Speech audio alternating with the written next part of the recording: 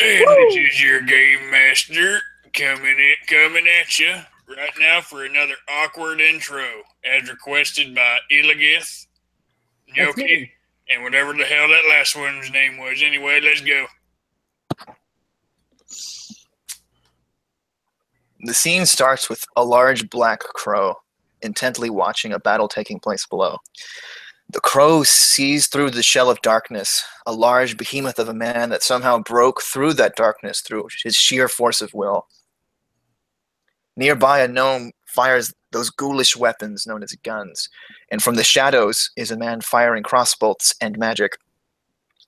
The battle ended quicker than expected, and the matrons will not be pleased. The crow spreads its wings and flies, letting out an eerie caw as it fades into the darkness of the forest. The camera now winds down through the trees into the sword of Malvadrian von Silas, dressed in his typical brown leather duster and boots. Malvadrian looks at the vile creature that had the dear misfortune of finding itself on the opposite end of his sword. And as he studies its features, he notices the creature is around 3 feet tall and is encased in these black strips of clothing, leaving only its eyes visible. These eyes are pure black. There are no pupils, and its dark, viscous bile oozes out from them. Those eyes, Malvadrian wonders. How does a creature get those eyes?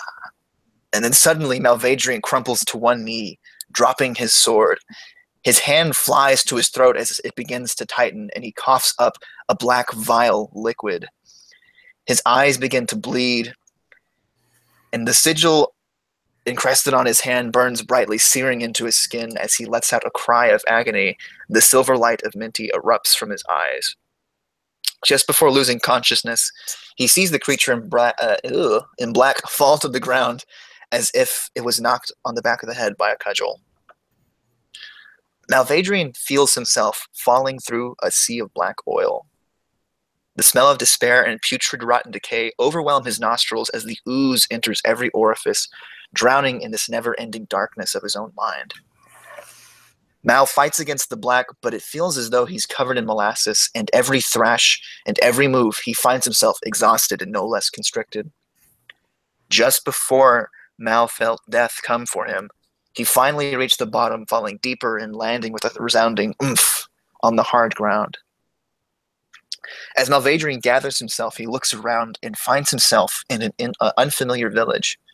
The village is destroyed, and in the air is ash, blood, and despair. And of all the smells, the despair was the most poignant and familiar. He looks down and sees hands, not his hands, but that of a child, a gnome child. Malvadrian feels a tug on his foot and sees a beautiful gnomish woman gingerly holding his leg, with blood cascading out of her mouth with every word. Sobbing, she says, "Giovanni, my beautiful boy, run! Please, run!" As the woman died, Malvadrian felt his feet moving on their own accord, running to the edge of the village and into the forest. Malvadrian realized that this was not some trick or a vision. He was living through the darkest memories, the most painful memories of the creature he possessed with Minty's crown of madness. Malvadrian had a bad feeling that things were about to get much worse. After an hour of running, the boy's body finally collapsed, and torrents of tears and wails escaped from his mouth, with a volume as endless as the sea itself.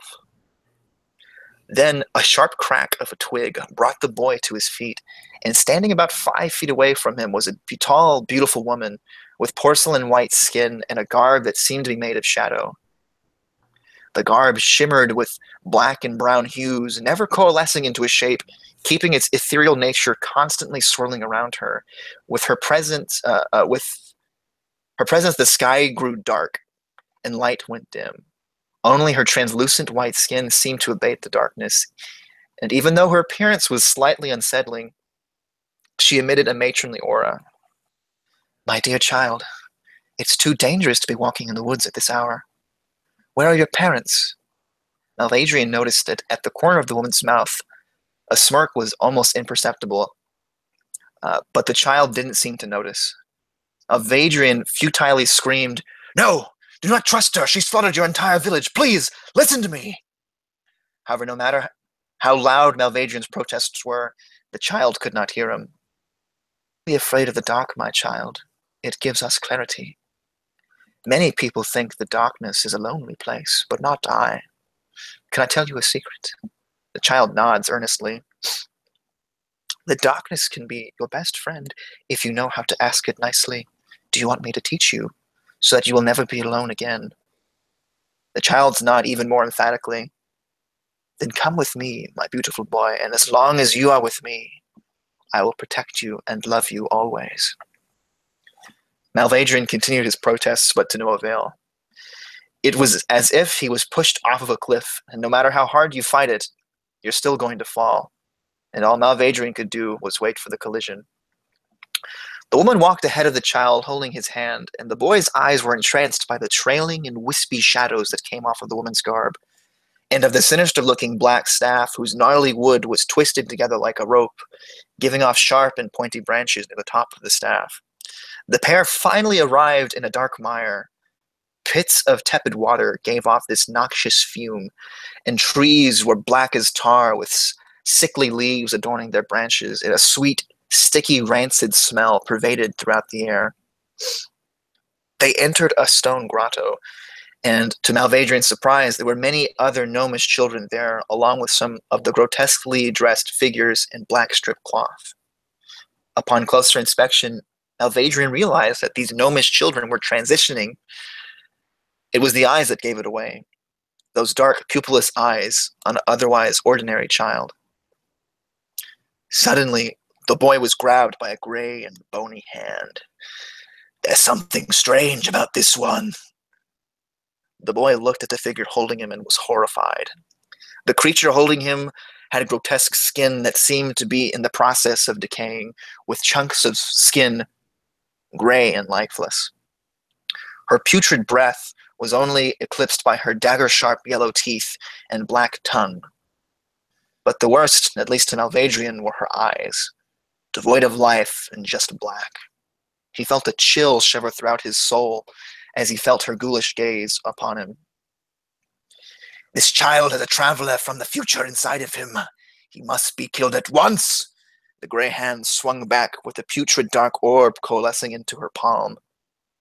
Then inexplicably the gray-skinned woman flew like an arrow through the air, landing in stones with a resounding boom. And in a flash, the woman clothed in shadows was at the gray hag's side. The ears of the boy were not sharp, so Malvadrian could only make out murmurs. But the woman of shadow turned to face the boy, and in a soft voice, she said, "Forgive me, my child. This will only take a moment." And then suddenly, she held the boy by his throat, looking deep into his eyes as if she had teleported from the stone to him. Her voice turned dark and harsh, and her eyes suddenly turned black, those lifeless eyes of pure darkness.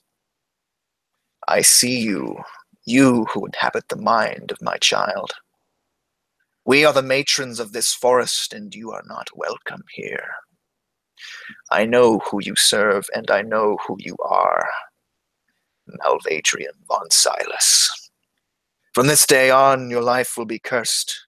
You, who are a dead man walking. The darkness, my darkness, will consume your very heart and feed it to my crows. You, Malvadrian von Silas, are damned. The woman thrusts her hand back with a black mark forming in her hand, and then everything went black. And Malvadrian finds himself on the forest floor, surrounded by two friendly faces.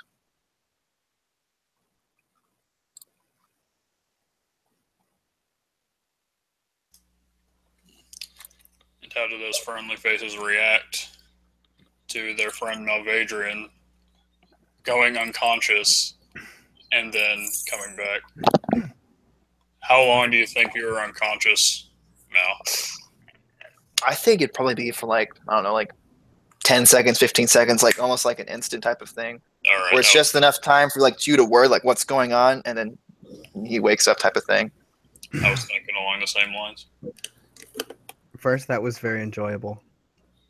Hey, so what? Thanks, man. Take a point of inspiration that you never use. Yeah, thanks. Appreciate it. I'm at 6. I don't even know what I'm at. A 3. Bullshit. I guess I just didn't write it down. But it's okay. Anyway, So was this happening while we were fighting? now this is like, you remember how like at the end of the battle I kind of like threw my sword up to the guy's neck, and like when everybody was already dead, I was like, "So you needed one alive, right?" Ah, yeah. Yeah. And then we like stopped.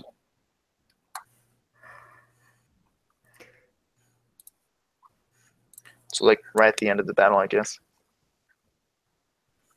And you just fell over.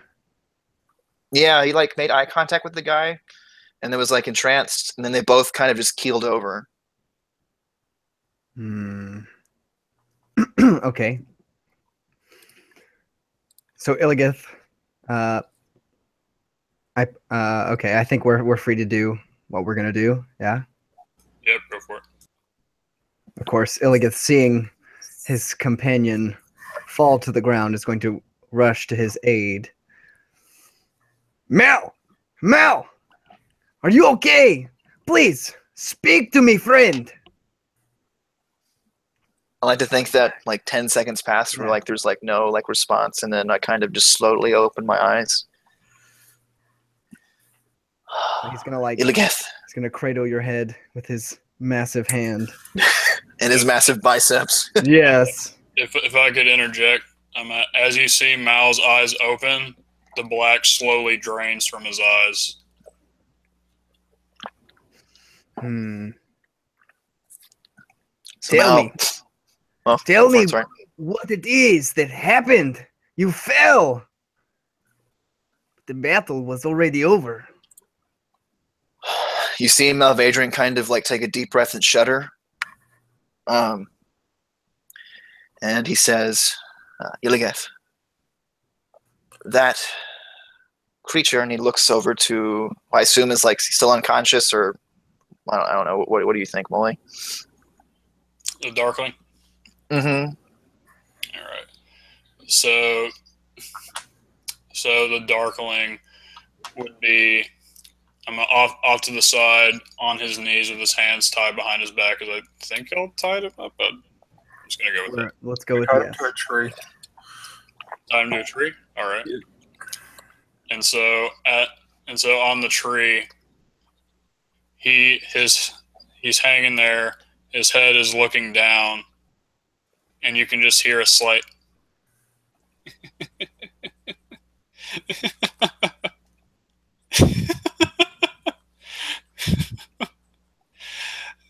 He's just like cackling softly. He's not saying anything else. And so now Vadrian looks at it, and then he looks back to Illigith, and he's like, Illigith, that creature and I, we have shared each other's madness. I have seen his, and he has seen mine. And I look at him, and so I guess that I became overwhelmed by his madness, which is quite ironic, actually. I saw these women, one beautiful, and the other, I don't really know. I didn't get a good look, but I think that this sad creature that stands before us was once a gnome, once a child. I look at him, a child named Giovanni. Does he react to his name, or? So before you're able to say the name Giovanni, he looks up. He looks up quickly. His face like looking like this pale gray, dark, disgusting face from the torture that this thing has received over however long that his life has gone on. And he's like, woman, that is the matron you speak of. She shared her love with me, saved us from our despair. And it looks like she's done the same for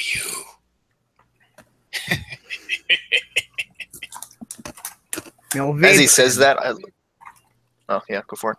This is dark magic we have in front of us.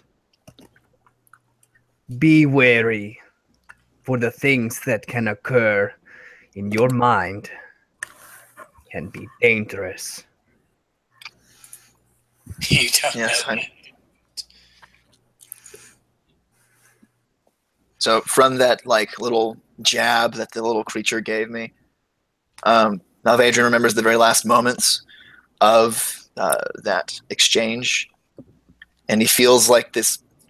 I don't know, just something's off, and his left like his chest around his shoulder, and he pulls it down, and you see. Oh crap! All right, 1 second. Take your time. Yeah, you see this mark. It looks kind of like. I'll just show it. It's a black mark on his like his chest, like right here, about the size of like a fist or a palm or something like that. And share screen. You guys see that? Without the little words at the bottom, forget about that. But that's what the symbol itself looks like. Do you channel your inner magic?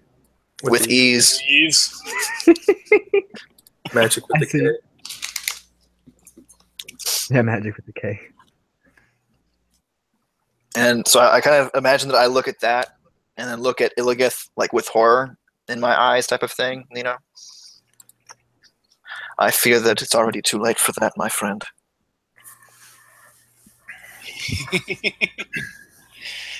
Your pain was great. Even more than mine in some cases. You undo the matron's love, and you will accept it. You can't escape it. Let it fill you.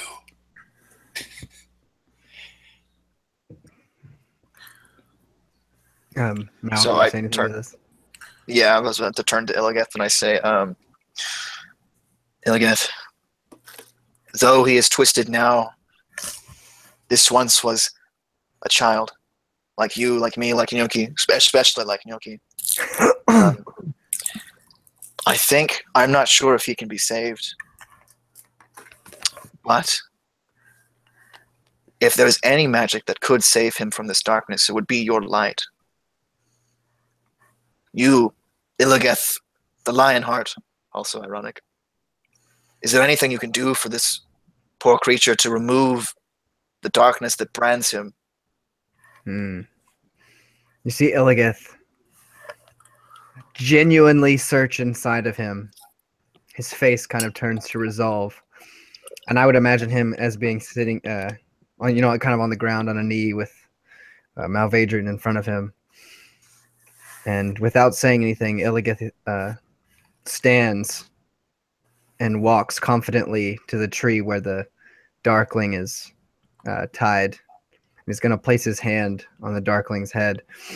And Mole, I want you to tell me if at all possible that I can feel that there's some kind of darkness that could be extracted. Not in this moment, but ever kind of thing.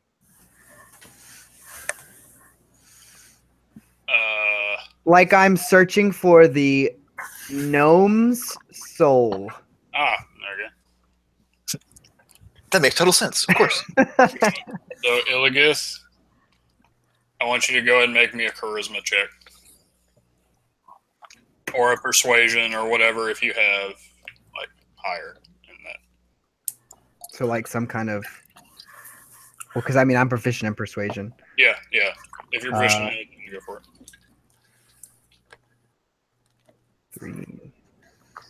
15? 15.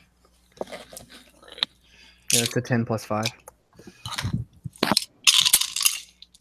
Me actually get, my dice out, the things you need to play D&D. Hey. Molly pulled a Logan. People good the last 2 sessions, though. Anyway. So as you're doing this, as you're kind of searching deep down, this darkling, who you now know whose name is Giovanni, is cackling, but then stops cackling. No. What are you doing to me? Is this verbal or Yes. in my head? This is not in your head. He is saying Okay. this. And you feel that darkness, and you feel the two void black eyes staring into you as you do this. And he's looking up, and you see a small gnome child sitting there crying, but everyone else, as you're sort of, everyone else sees that Illigath is slightly entranced as he's doing so. Oh yeah, I kind of saw myself as like eyes rolled up, looking up, kind of thing. Yeah, and as he's doing this, tears begin to stream down the Darkling's face, and he looks to both Mal and Yoki. It's like, please stop him, please. I can't live without my mother's love. Please no. So Illigath, the way I see it is you are next to this gnome child in this deep, dark place, and you're giving off just this aura of gentle light. And the gnome child is sobbing. All right. Is this my chance to soothe and persuade? To test to kill. Or to kill? Please make an attack roll at advantage. This gnome child is sobbing on the ground. Rip. There is now a stain. Take a mandatory critical. They're all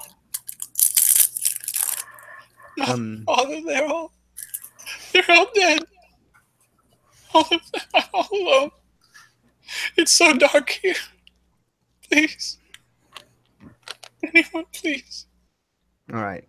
So I'm imagining kind of like a dreamscape where it's literally darkness, like black, including the ground kind of thing. Is that right?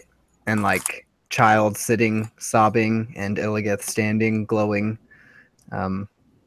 nearby. Yes. Is that right? Okay.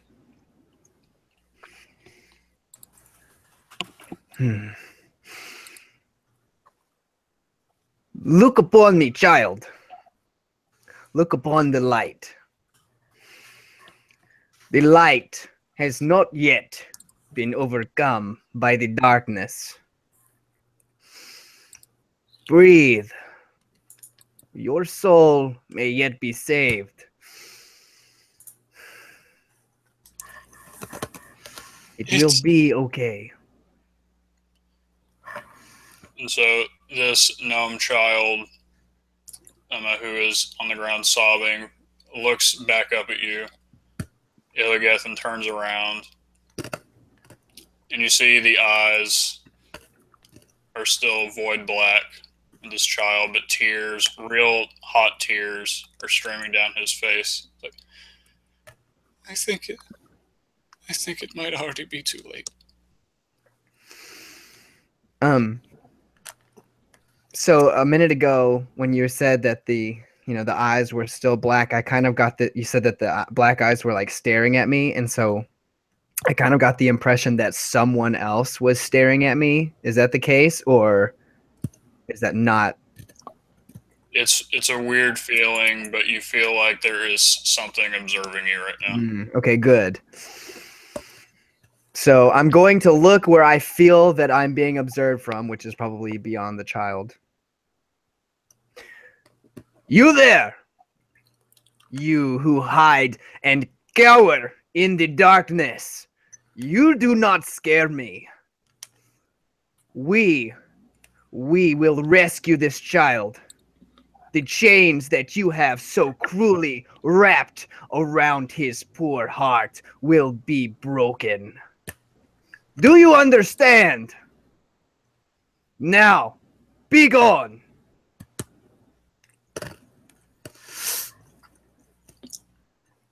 There is silence that meets this. But then you hear icy cold voice of a woman. Like, you say that you are not afraid, my dear boy. We will have to see about that, now won't we? And then you feel the eyes that were boring into you cease.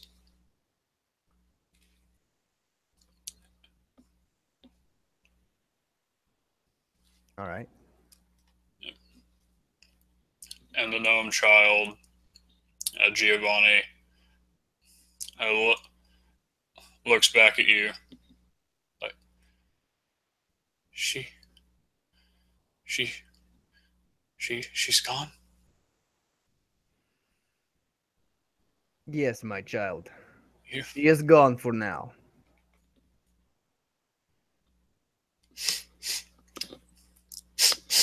you begin sniffling, and you see, I kind of see it at this point, that the light emanating from you is now growing in size, so that it encompasses the gnome child, and the black from his eyes begins to drain away, and he runs to your leg and clings to you, crying. Thank you. You are welcome, child. Come, bask in the light of Ilmater. And with that, the trance ends.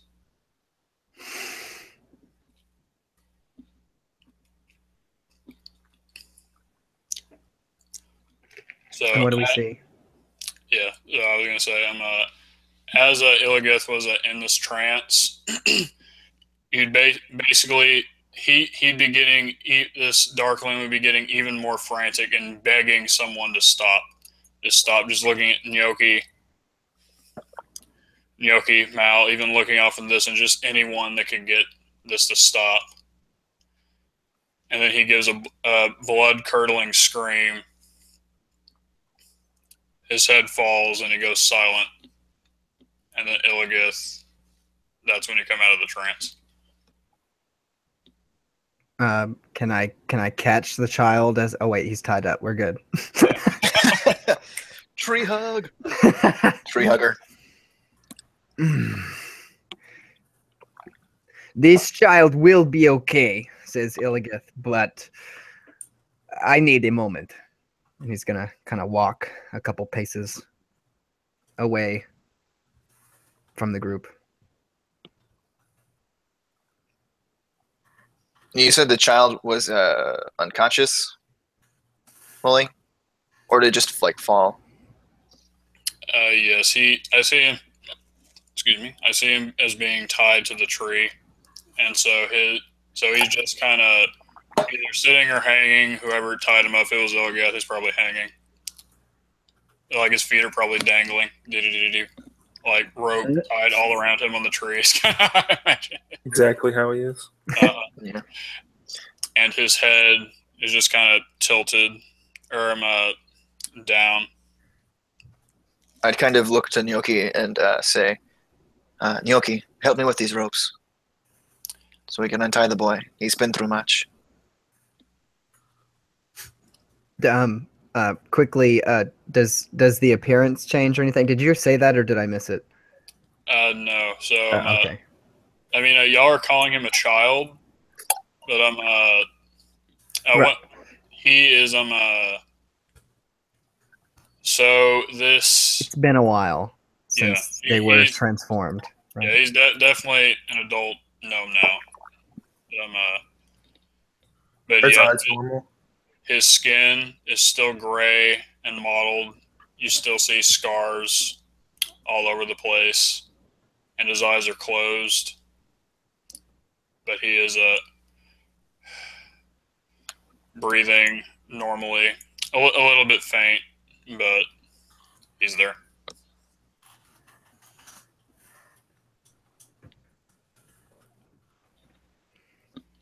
Okay.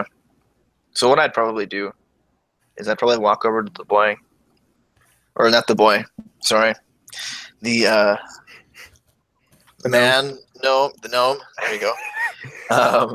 And I'd kind of look down, and I kind of feel like he's like just between the state of conscious and unconscious.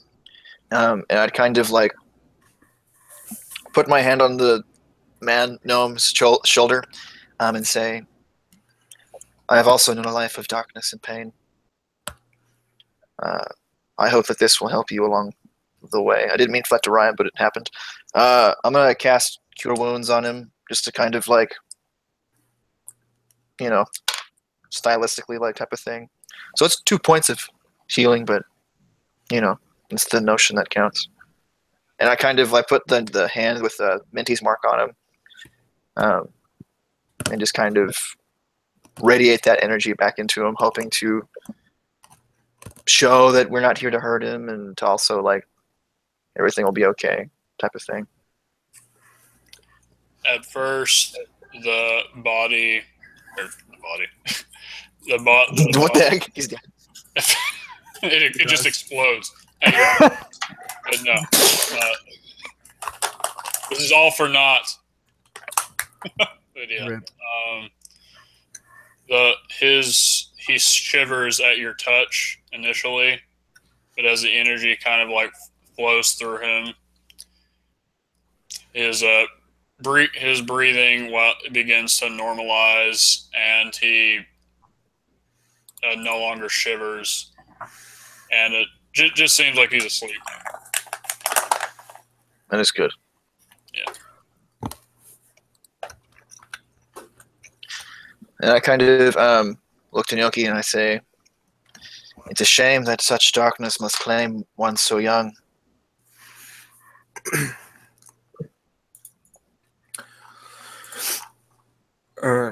Noki's kind of been looking around the trees and making sure there's nothing else there. And when you talk to him, he kind of turns to you with like a sadness in his eyes kind of thing, but also like determination because of his guild and the problem that we're in right now. And he just nods to you. And then I also say, "Your kinsmen, they are rock gnomes, yes?" He nods again. And I look to the child, and is this a rock gnome or a forest gnome, or if there's other gnomes, whatever? So the skin. So the I feel like you'd have a hard time discerning it, but if Gnocchi kind of looked him over, he'd see just like the slight variation in the ears, the hairline, maybe the eyes are a slightly different shape. This was definitely a forest gnome at one point. Okay, then I'd say, "Do you think that your guild would take him in, or could find a place for him?" Actually, Gnocchi, before you respond to that, so as Mal asked this, you said you were looking around, and you catch something out of the corner of your eye with your 16 passive perception. Hey. And you see the briefest glimpse of one crow staring at you from the treetops. Not for long. Hey, what'd you say, Molly? It quickly what? Shoot It quickly flies off. It quickly ran away. Do I see where it flies off to? Do what now? Do I see where it flies off to? Like what direction? It kind of. It.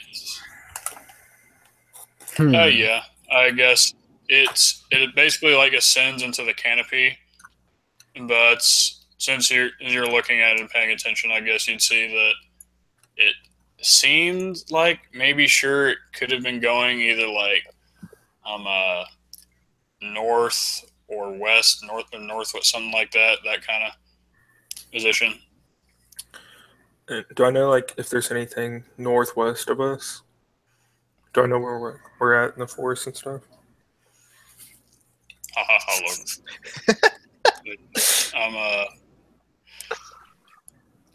Where you're at in the forest. So it's funny because you asked that. All around y'all, the air begins to shimmer,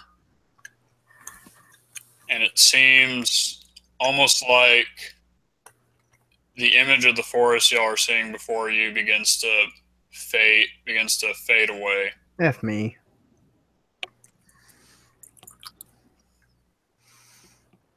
Here we go again. And as it fades away, it seems like y'all are now. So what it was before, is it just like y'all are going through like maybe like the normal forest? You know, trees were plentiful, but they weren't like heavily concentrated to the point where it was dark or was like anything like that. But right now, as the illusion fades, you find that you are very, very deep into the forest, and the trees are now more highly concentrated around you. Light, if any at all, barely passes through the canopy of these trees.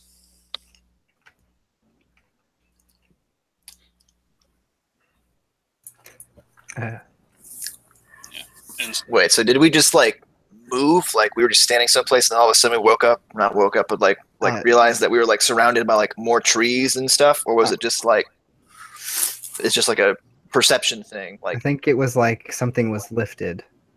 Yeah, like the veil was lifted, basically. The veiled forest? Gotcha. The veiled and the veiled forest. Shut up, Logan. Yeah. I'm gonna look to Jeff. That's his name, right? The fat one. Rip. Funny that you say that. Wait, what? Is Jeff the fat one? Yes, Jeff is the fat one. I'm gonna look to him and tell him to start a fire and get some stew going. And I say we rest here while the boy or the gnome recovers. Yes. He's a boy in our hearts. Yes, Gnocchi, right away. So he fumbles through pack, gets stew ready. Meanwhile, Raymond and Dolgrim are just like... Dolgrim's about to say something, but then Raymond interrupts. What the hell just happened? Raymond! Come over here. I've been waiting to do this, but no better time than now. This is so great. The look Raymond gives you, it's the look of a dog that knows it's done something wrong, but he approaches anyway. Like, yes, Ilgath. Come close. I think I'm close enough. Closer. Dolgrim. I can't help it. Dolgrim. All right. Starts pushing him from behind, inching him closer. Raymond is putting up a surprising amount of fight. LOL. Listen, Raymond. There is dark magic here. You must be on your best guard. Do you understand this? Yes. Although, I don't know what you mean. I'm always on my best guard.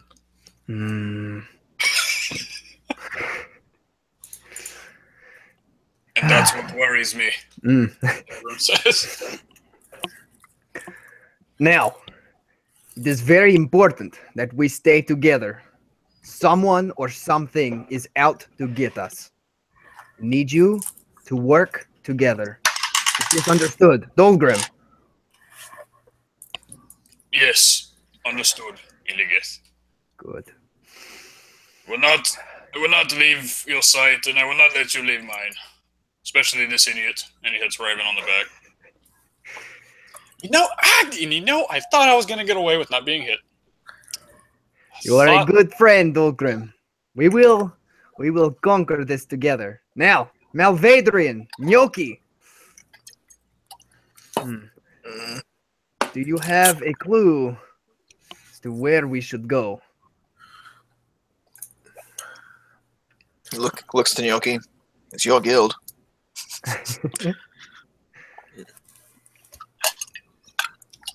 One second.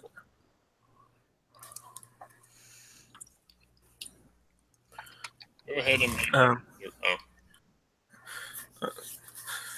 Noki is sitting on the ground at a tree right now, and he's got his tinkering pack in front of him, and he's working on a new creation. And he looks up to you. He looks around. He goes, I'm not really sure, to be honest. Tell me, does the forest normally have this much tree coverage? Or is it more vibrant, like the, what is the word, illusion that we were under?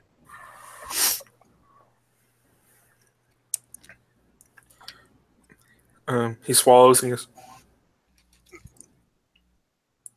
this is more of the darker, unexplored forest.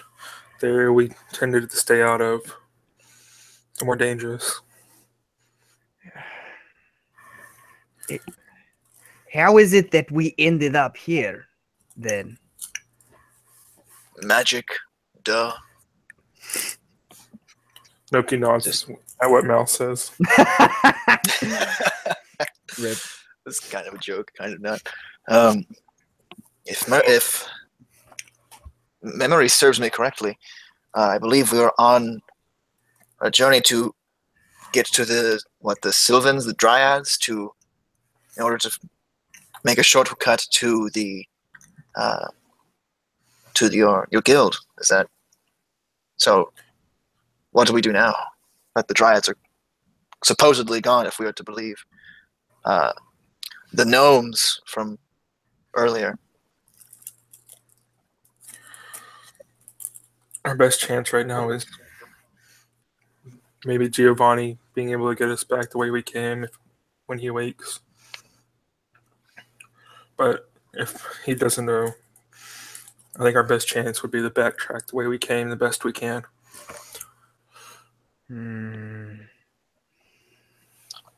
Let us pray that the boy's mind is not as fragile as a lesser mind. He's been through much.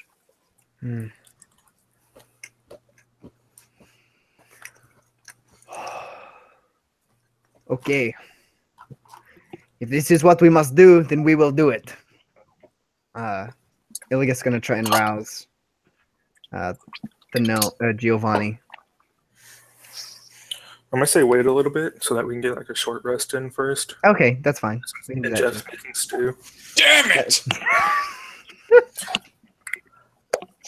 Damn it! Make me some stew. Foiled by the stew again. Yes. I mean, what? My belly could use some stew. We need to lift the spirits. Nothing does that better than stew. And a fine wine. Might as well be the gospel you speak in, Yoki, says Jeff. What? Gospel? Careful, you might offend the Where'd I learn that word? giant hulking behemoth. Playing a dangerous game there, Jeff. Jeff ignores you. Now you are really playing a dangerous game, Jeff. Jeff You takes. know, Oh, sorry. in my native land, the vine, the vine that you speak of, it is very rare. It is specialty, in fact. You speak of this wine, Yoki. May we partake? Like he's asking you if you have any wine. He looks back up from what he's working on. He shrugs to you and goes, "Only if you have some." Mm. So I'm gonna make a roll. Why don't you make a roll? I like rolls. You kidding me? We Okay. have rolls with our So, actually, and Raymond Oh dear lord. approaches as I rolled a nat 20 to see whether he had wine or not. Actually, I have, yes, I have some right here. Actually, from, you know what? No, I couldn't tell you where it's from. I'd be lying if I did tell you where it was from. But anyway, here's wine. Surely you are holding out on us, Raymond. Honestly, I didn't even know I had this. It's really weird. Well, No. let us partake of this surprise wine. Oh, without a doubt, I'm happy as hell to see that I have it. How much wine is there? I'd say there's enough for y'all. Let's just hope it's strong. I pull out glasses and I start pouring. I give a little bit extra in each one, so the 6th glass is empty. And I look to Raymond and I'm like, "Sorry, bro." Wow. What? But I was the one who had the wine. I'm gonna grab Cheers, my. everyone! I'm gonna grab my. Whatever. Cheers. Fine. Sorry. Cheers. And then Raymond looks at Illios like he's just been betrayed. Illios definitely doesn't, like, literally doesn't even notice.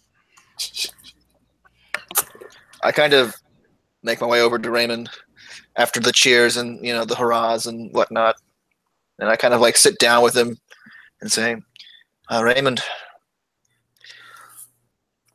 here, have some of mine. I'm keeping mine light, for I do not want to have my senses dulled too much. But I encourage you, do not drink too much, Raymond. This is a gift. Also, don't hunt things anymore. I'd appreciate that. Leave it to Gnocchi and I." Are you sure? I feel like I was getting better at it though. You are, how we say in my land, over-ambitious. Only hunt what you can kill. Never I like wound to what think you can't that- kill. I like to think that being overambitious is one of my best qualities. As Noki hands him his crossbow string back. And nothing else. Yes, I was just about to ask for this. And then Raymond, let this be a lesson in humility. And he pours him half of his glass so that he is not dulled too much by the wine, but also Raymond shuts up slightly. What? It was a good plan. Now I'm going to roll a Constitution saving throw for Raymond. No, Damn good it. lord. Sadly, not a nat 1, but it was a 3. Close enough. Lightweight. All right. So yeah, Raymond drinks the wine. As soon as he drinks it, he's just getting real woozy, and then he kind of like makes his way over. Probably just walking nonsensically around the camp. I imagine he runs into either Dolgrim. Dolgrim pushes him away real hard. Like, no, why did you do that? And then he walks into Gnocchi. What does Gnocchi do? Noki's just making sure he doesn't get anywhere near the stew. You easily evade the drunk Raymond. I'd be sitting back at the tree working on my creation. Okay. Kind of as like a transition. Gnocchi! Did I tell you about the time that Giant the ball gnomes... action. Oh. What? No, you didn't tell me that either. The time that the gnomes the gnomes, they visited the Goliath tribes. Have you heard that story? I have not. I Please. will tell you. And I'm gonna have a short rest, so I don't have to actually tell a story. Oh, Sorry. oh, but can I just say that I love that you did the what in Illios' voice. I love that. Yeah, I'm yeah. So kind of as that transition, the in this forest though right now you're not completely sure whether it was actually yeah you can barely see lights coming through, but it seems as if maybe the sun is getting lower in the sky because there's even less, like almost to the point where you need a torch for visibility, but not quite yet. Good thing I'm a gnome. And we have a fire going. Oh, damn it. Check by the fire. But yeah, I'm Boiled by the stew again. the damn snoo. Snoo. Stew. But yeah. It's definitely stew. Oh, so when we take a short rest, since we actually haven't done anything like that in a while, what goes on again? What? I think the last time y'all took a short rest was in the 3rd session. It's been a while. The chain guy. You can use a hit die to heal back up. I'm gonna do that. You can spend It's only one, right? you can spend you as can- many. Or can you spend multiple? I think you can go up to half of your level That's at what it one is. time. Oh, There was well, that a was rule like that. I didn't know it. I think it is something like that. Like the more levels you have, the more hit dice you have to recover, but you can only use half of it in one short rest at a time. Yeah, Yeah, you have, well, I think that's. just you have go. hit dice equal to your level, and you can use so. It's half. hit die plus con mod. I think Yeah. so. 9.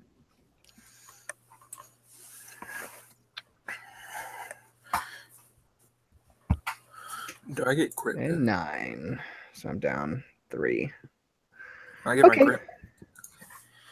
Sweet. You get right back. Yeah. Awesome. 8 a.m. Well, I got a killing blow on one guy, so I had 1 point. But I get my other 2 points back now. Nice. Now, Vadrian, feeling slightly elevated by the wine, a little bit more jovial, he kind of looks around the fire and he's like, "You know, friends, we've been through quite a lot together, but I feel as though that even though we are great comrades, that we don't really know that much about each other. So, as a little fun, why not tell us each other how we came to go get our certain set of skills? Oh dear. Like Gnocchi, where did you learn to shoot? How did you join your guild?" He stays quiet for a second. And takes in a deep breath. And it's,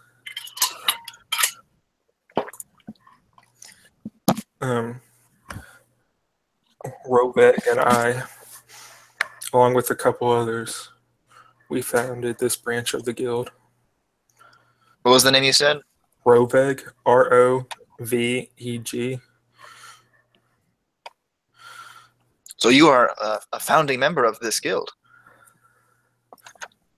That is correct. Amazing. Simply amazing. I did not know you were so prolific.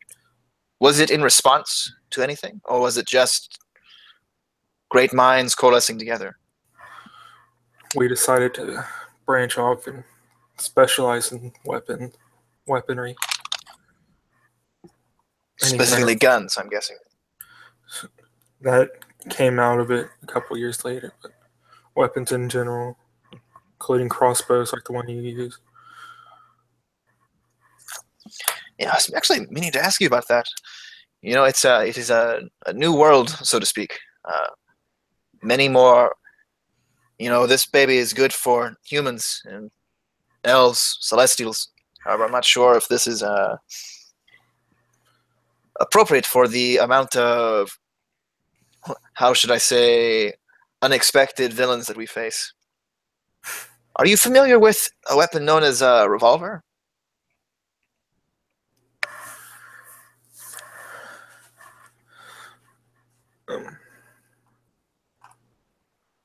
He says anything like one of my pistols. Yes, except that instead of it being a... I'm not really sure how your weapons works, but all I know is that this one has little... You load things. Actually, how do your guns work? Is it like you load ammunition into it? Is it like magic? Um, Always been curious. the way it works is you load in like little pellet things, little balls, and then magical force from the crystals propel it instead of like a gunpowder. And that pellet is that an acalcum? It's a type of metal that we use.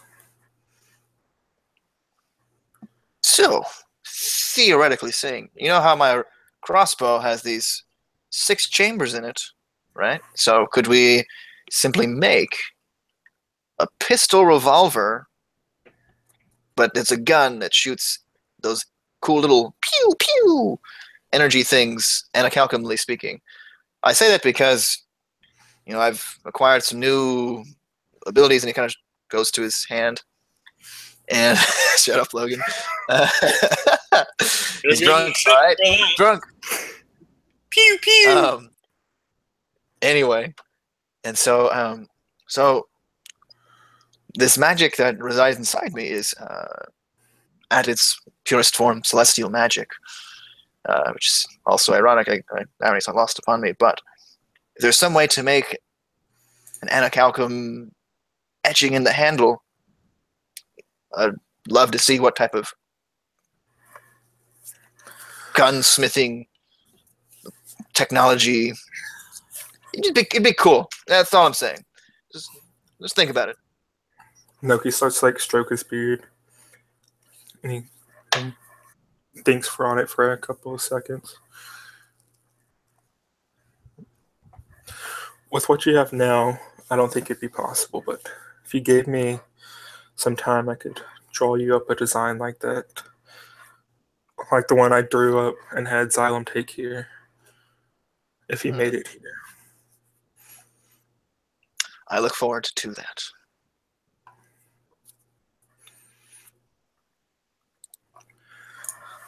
He kind of nods to you.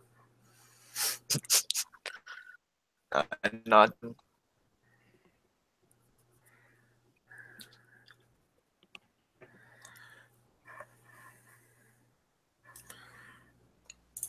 You there, Wesley? Be What's that, Wesley? of the great You're super breaking up. Yeah, you at the last by the way. at the last 10, 15 What? seconds you're breaking up. You're gonna have to say what you said all We didn't hear anything. Sadness. Yeah, I know. I was. We heard great El Mater, but that's about it.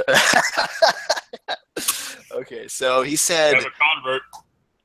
yes, no. He was mocking you in a loving way. So he said, so Illios, how did you come? And he says in a kind of like a mocking way, copying you, how did you come to serve the great Ilmater? So Illios, full of copious drink now, he's kind of laughing and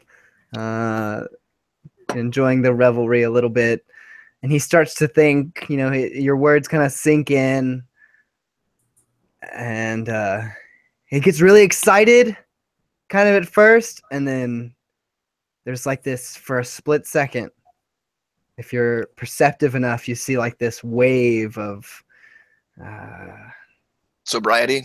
kind of, well, yes, but kind of like dread and anxiety, despair that you're so familiar with, and then it vanishes.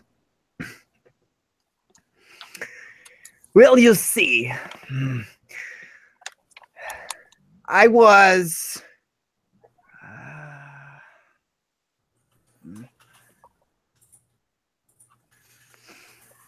it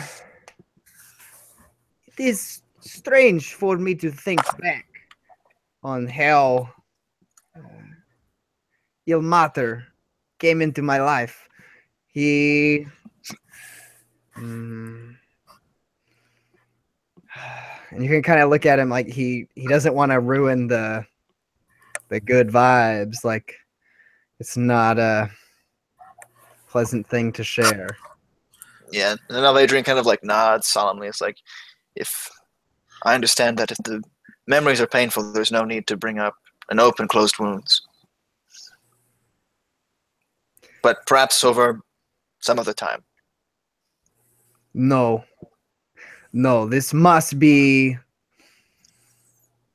dealt with now. Malvidrian leans in closer. We will conquer this fear together. I'm listening. Some time ago, my tribe, the Thunuk Avan, some of the Goliaths would call it the most proud tribe to reside in the greater area of Mount Morkol. We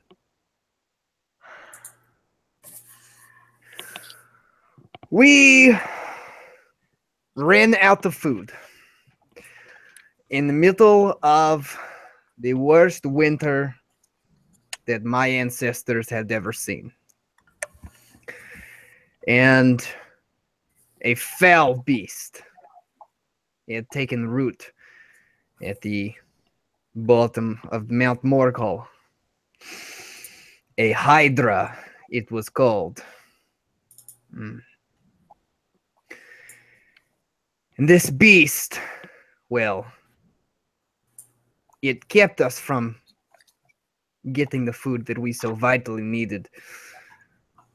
And so we sent out, in our most desperate time, our great warriors to destroy it. But they were stopped. And in our desperation, I journeyed to this lake to see this beast myself. I was told by my elders not to meddle, but I did not listen to them. When I arrived, the beast overtook me. I fought with a rage, but it was so great. Black were the eyes, dark the abyss of the ocean, the lake, the water. I died that night.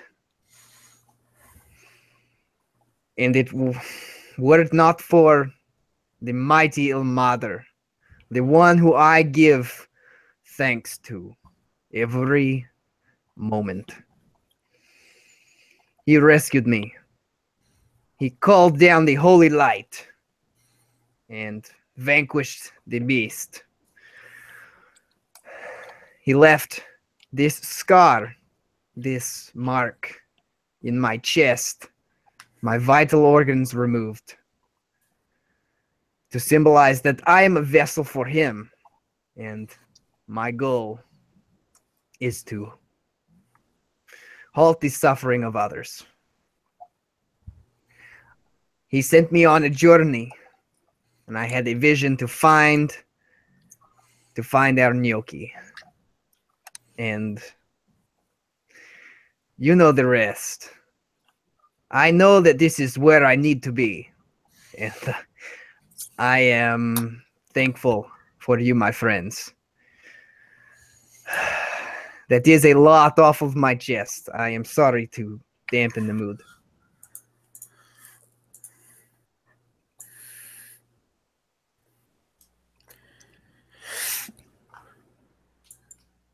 Well, you didn't have much on your chest to begin with. A drunk brain. Never a dull moment. In true Gnomish fashion, and unlike Noki, he gives you a hug. Thank you, my friend. He just nods into your chest or your leg. My leg. For spanning your leg. Hmm.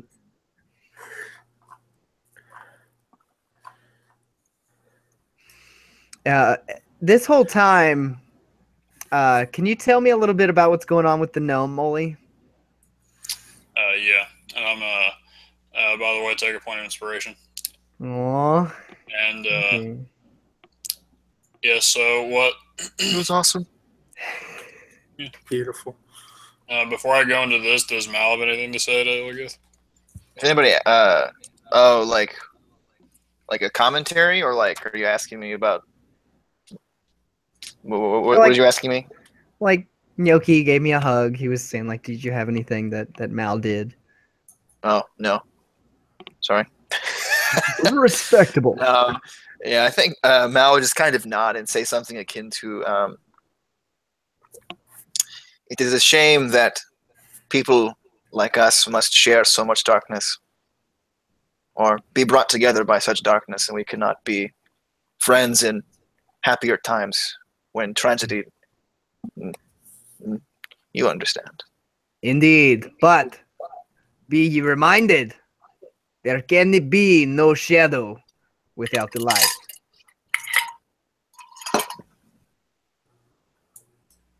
It's true. Duh. Kind of leans over to Mal. I will always have your back, friend. You can count on me. I give you my thanks You hear and my guns. respect. Molly. So much That's cringe.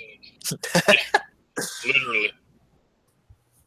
You cringe as he hits back. Anyway, They're home, so I might randomly mute. all right. So after your "there's no shadow without light" comment, Giovanni begins to stir.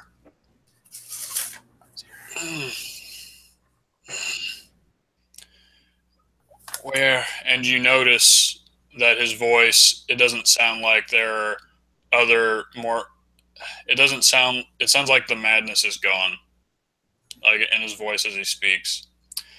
And he says, Where am I? What? Who? You, I. And he looks at you, I guess, like, I have no idea who you are, but it feels like I've known you for a long time.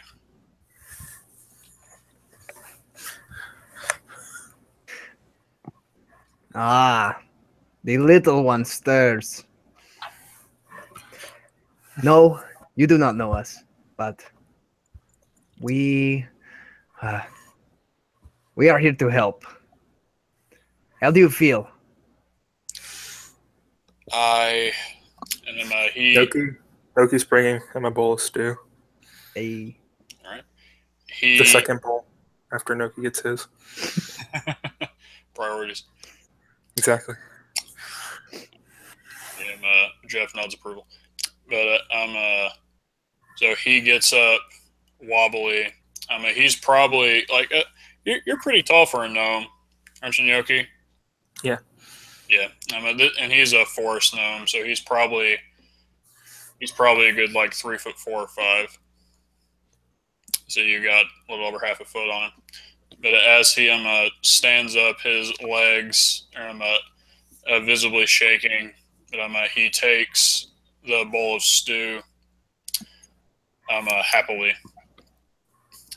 and begins to sip it. Yes, and I'm sorry. Was there a question that was asked of him before? I forgot. If there was anything specific. Yeah, we're just like comforting him at this point. Okay, good. yeah. Noki would ask, do you know where Xylem is? Or do you know who Xylem is? Xylem.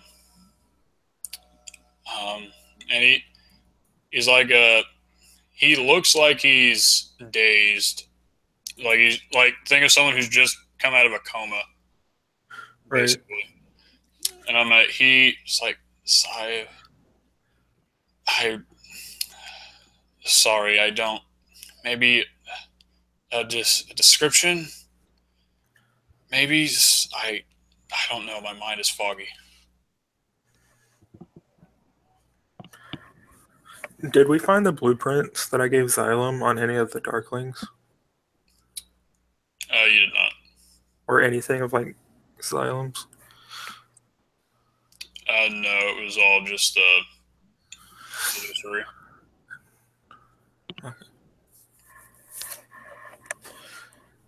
He asked for a description about your height, rock, Nomi. He had blueprints that I gave him. He's on his way to a guild.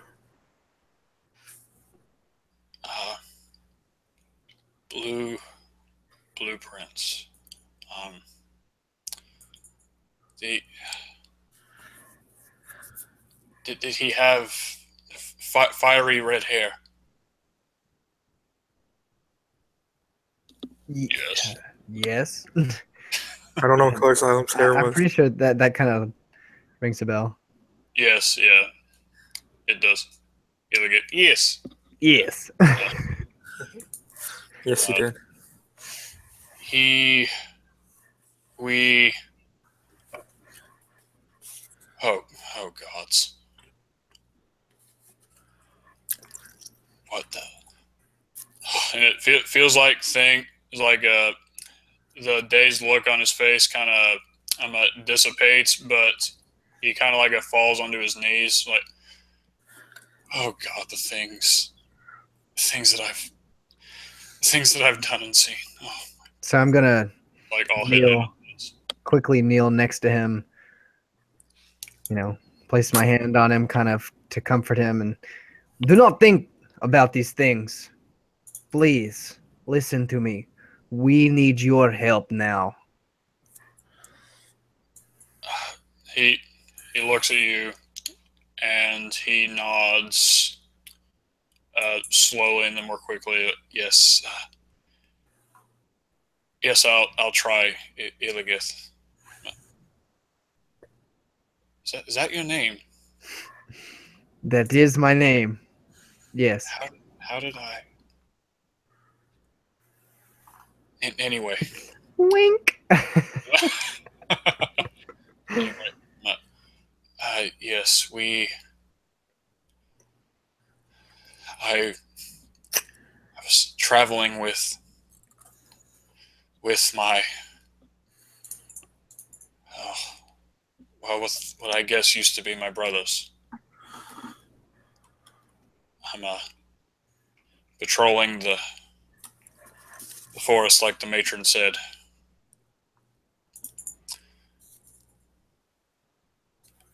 She's not here, is she? Are there any? And he starts looking around for crows, like in the treetops, like very, very rapidly, like fear. It's like a. You are safe here. Please continue. Okay. We saw a gnome riding into the forest on a pony with fiery red hair. And we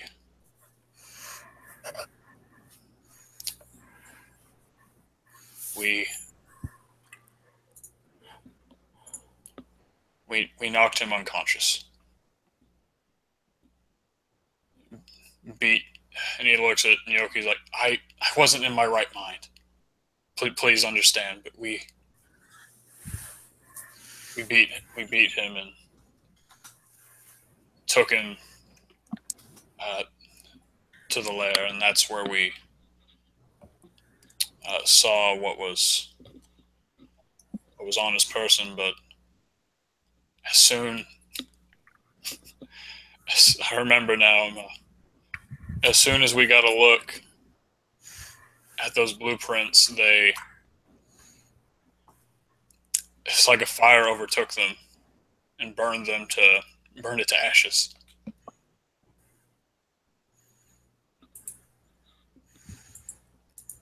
I guess he didn't want them falling into the wrong hands. He looks at Nyoki, saying this. He takes a deep breath and goes, "Where's this lair?"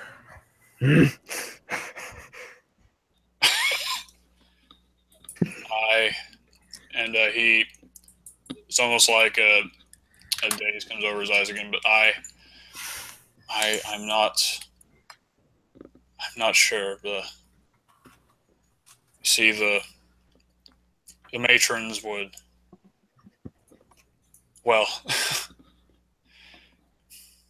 veil. There was always like this veil over there, over the camp. We were never, it seemed to shift around, even though I'm sure that's not happened, but I don't think they ever wanted even, they don't want to be found for obvious reasons. I'm sorry I can't give you more than that, but I could explain how the lair, but it's just all shifting in my head. I'm sorry. So Mal would kind of step in and he would say, Nyoki, in my trance, in my whatever that was, where I saw through the eyes of him as a child, they said something, and he kind of pulls down his shirt and shows him the mark. We, like the boy said, what the boy, like the gnome said, they will only let us in if they want us to be found. Well, luckily for us, they probably want to find me, so we have a way in should they want us to. It may not be now, but all hope is not lost. They still need something from us. Me as bait, but still, it's better than nothing. Noki keeps his eyes on the gnome and he just nods. Some Giovanni, who was looking at Nyoki, kind of looks over his Mal, pulls down, or sure, I guess, like show the mark, but and his eyes kind of widen a bit. You that mark, they then they know where we are, or we have this. No. This isn't the time to be sitting around. We have to go somewhere, anywhere. I don't know, just not here.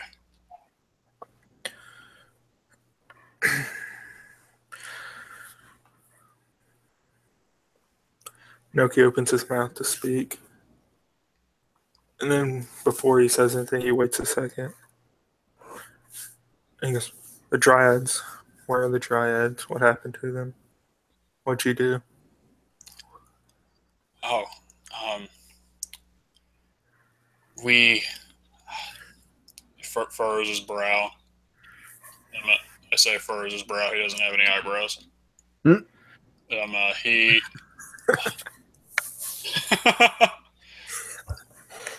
Sorry, Ryan. But yeah. He furrows his brow and looks like he's thinking. The Dryads were.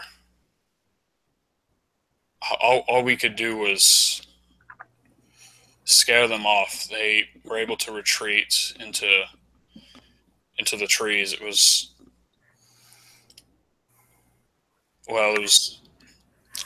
like a wild goose chase, I guess, in a sense. They should still be out there somewhere. Maybe we can show them that they do not need to be afraid. That maybe, sure.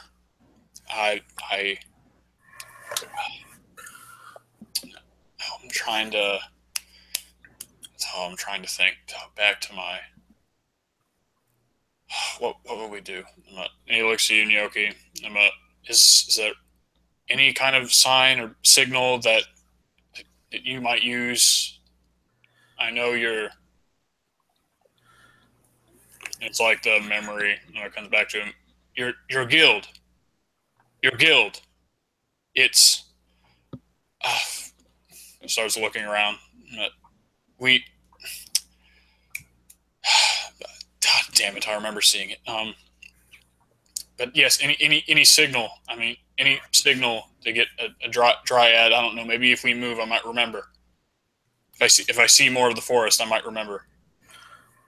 I was just about to ask you if there was any way I knew of to contact the dryads.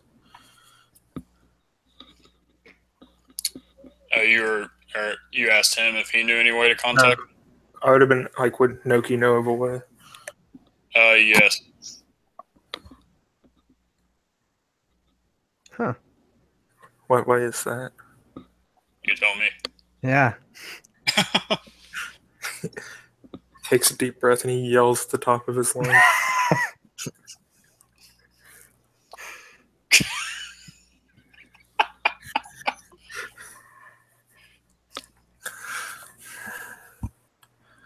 Like, are you? And is are you kidding me? You're yelling now? And I imagine Yoki. Sorry, but I just imagine Yoki saying, "Well, that's always worked before," or something like that. That was always the first step. Yeah.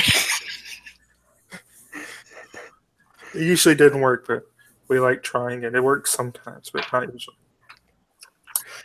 And Noki would get up from where he was and walk over to a tree and kind of carve like the symbol of the guild into it, and then draw an arrow. And he says, "We should get moving. We should probably go the way we came from." Where was that? Noki looks at Mal and goes, "I'm sure you could tell us, can't you?" Master Tracker. He kind of looks unsure and is like, well, we traveled through a magically veiled forest, so theoretically maybe, but with this forest, who knows? When we still have left footprints behind, or broken branches or whatever. Again, we won't know until we try. Well, let's try. Yeah, and Giovanni starts speaking again.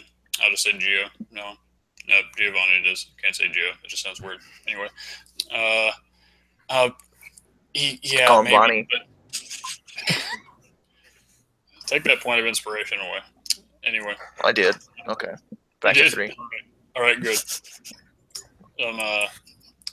And like I said, I might.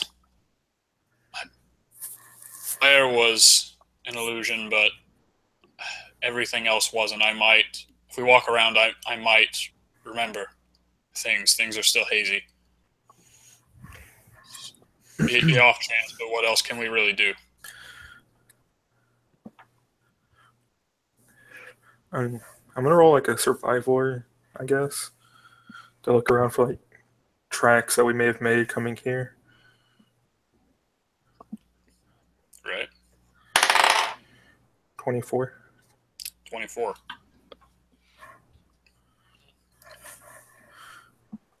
All right. And so this is kind of how I see it. I don't know. It might seem weird, but you know how Nyoki, the gnomes have the trait that they have advantage on all like a mental saves against magic, right? Yeah, gnome cunning. Gnome cunning. Oh, that is actually what it's called. All right. Stone cutting? Yeah, I thought you were making a play of stone cutting. It's gnome cunning. All right, that's funny. Like you're looking around, and almost like you'd start doing some like a double takes or just blink your eyes a bit, and stuff that didn't seem to be there before is now there. You're just like it's just like, I don't know, like maybe remnants of an illusion that were left off from the main one, but because of your fortitude against these kind of things, you're able to see where these changes were made and undo and see through them, that kind of thing. Does that sound good? Sound plausible? Sounds great. All right. Yoki, why didn't you do this the first time? I hadn't had my stew yet. Yes. I'm sure he just wanted to give you a chance. Jeff says this. The stew, it activates my superpowers. Jeff looks at you and his eyes go wide. Next thing you know, Noki starts flying away. I just imagine like, you're like slowly ascending but going down a little bit, but still ascending. Yeah. I cast levitate on Ryan and Yoki. It flies above the trees. Never to be seen again. Until he Before falls. we leave, Giovanni. Must have been some mushrooms in that stew. Oh, there was. Oh, Psychedelics. Word. What? Giovanni. Tell me, how many more do they have like you? Like me. And it seems like actually for like the first time, he looks down at himself, scars, and the gray skin. He just gets a chill come over him, but he answers you back. We probably in the might be the probably Dozens. dozens, hundreds, somewhere between there. Probably dozens sounds more like it. Like everything is a bit hazy, like I said, but they're oh gods, there were a lot like me. Oh man. Do not despair, but this makes our mission all the more urgent. We must move. Yes. And you hear a die roll after you say this little guess, like, Hmm? Noki's What gonna was be that? keeping And then from the darkness erupts. Are there girls there? no! Yes, magic missile at the darkness. Oh, throwback. All right, Ryan, what were you rolling? Noki's going to keep an active perception out. And instead of a 16 passive, it'll be a 17 active. Hey. Sorry, he needed an 18. Ooh. Yeah. He curses to himself. Why didn't I roll an 18? Yeah. Oh, Madre, why have you forsaken me? Cut out your heart and he might come to save you. Yeah. Yeah. Hopefully. So Nyoki, you are like surprisingly able to navigate through this forest surprisingly well, and I assume that as you're going along, you're making more of the marks and the arrows and things of that like, maybe. Yeah. And he's going to have his musket out. If he ever sees like a crow at all, he's going to take a shot at it as soon as he sees it. Yeah. Nyoki and Mal being the perceptive ones of the group, y'all probably look around, you keep an active vigil as y'all are going, but you don't see any crows as you travel, and you're probably traveling for around 2 or 3 hours walking along, and it's actually just as you're carving your symbol into a tree that you hear the sounds of like a tree creaking. I can't do the tree creaking stuff, but you know what I mean.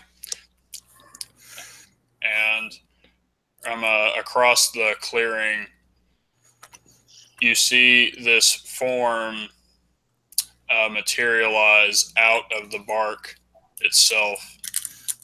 It's like it looks like a woman, but it's like this strange, like plant humanoid, a weird look about them with a dress laden in bark that somehow seems to flow softly, like it was some kind of fabric. With this long light green hair and these emerald eyes that are just looking at all of you wordlessly.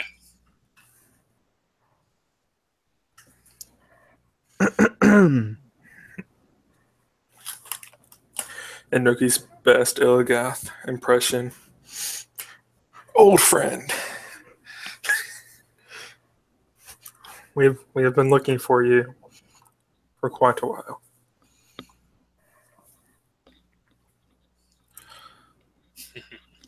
And so she looks at you. There's a small smile across her face, and she speaks. When she speaks, it sounds as if it's like wind on the leaves, or like a whistling kind of thing, as if you would put like when you might put a leaf in your hand and bring it up and whistle into the leaf, and like it almost sounds like that, like as she's speaking. I forget, right? Or Yogi, do you know Sylvan? I forget. Nope. Rip. So she starts speaking this way, and then as she sees everyone in the camp's head tilt to one side, this is like, oh, and then she starts speaking in Gnomish, although it's a very broken Gnomish. To the guild, gnome, master gnome, I guide you. Do I know the name of this dryad? Or name is Syl. Syl?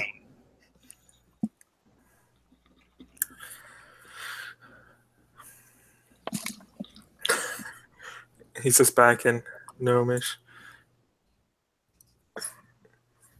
Thank you, Miss Syl. If you would.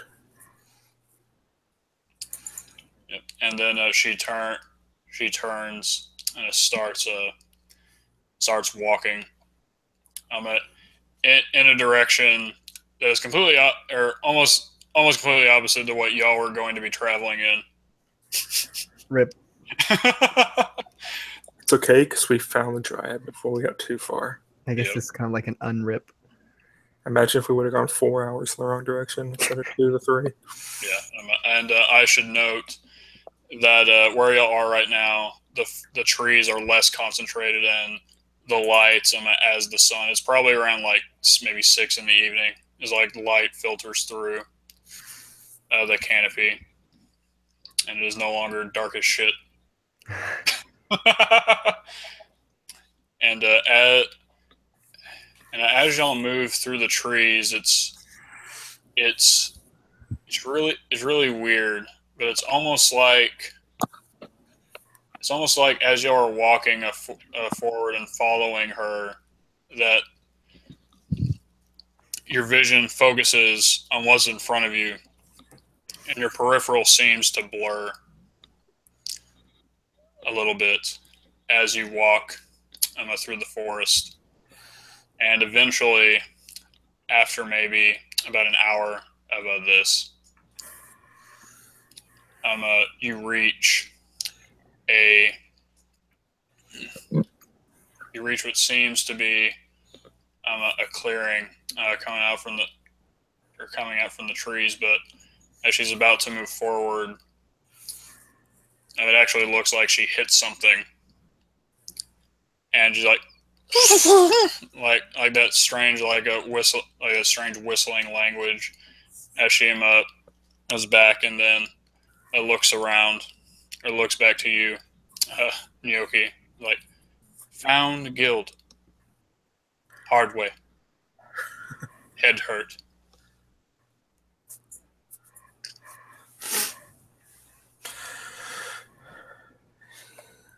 He thanks her. Thank you, Syl. I can always count on you to get me home. No problem, fat man. And she disappears in the tree. Nucky winks at her. Yeah.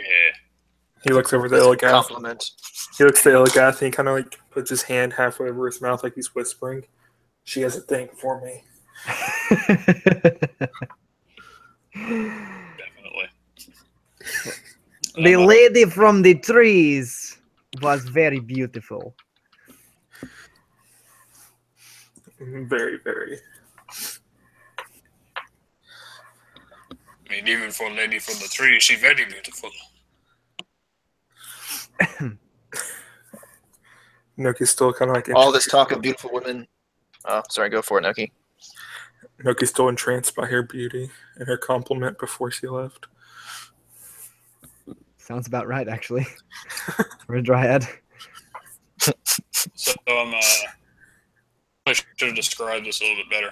But as she it looked like she walked into thin air almost, but then bonked her head, and then you see the best description I can give is think of when something drops in the water, you throw something in the water, and then the reverberations the little waves that come out from it. It's the ripple. Thank you. Thanks, man. And yeah. as her head hit, these ripples and what looks like gonna get anachronistic here, but it looks almost like a light purple hard light ripples through this. Is that normal? Like she's not able to? Yeah, like she was not able to pass. Right. And then she said, found guild. So, Nyoki, you would actually know that this is a concoction or a creation of John Wayne or Jontwin. What? And that John Wayne, you son of a bitch. The master wizard. What was the question that we were going to ask John Wayne? He's kidding! But yeah. If you don't remember, you have no beef with John Wayne anymore. I'll take my point of Screw you, Ryan. LOL, Molly. Yeah. I told you he's going to be canon. He's canon. Anyway. John wins. It's like Anna Calcum, the Anna Calcum stone dudes or whatever. It's like these Anna Calcum circuits. Yes. Wasn't that it? Word. Suck on that. Gnome. And so, Nyoki, you know that he was able to, using this rather large a piece of anacalcum, he was able to harness into its latent power and create kind of like this arcane barrier around the guild.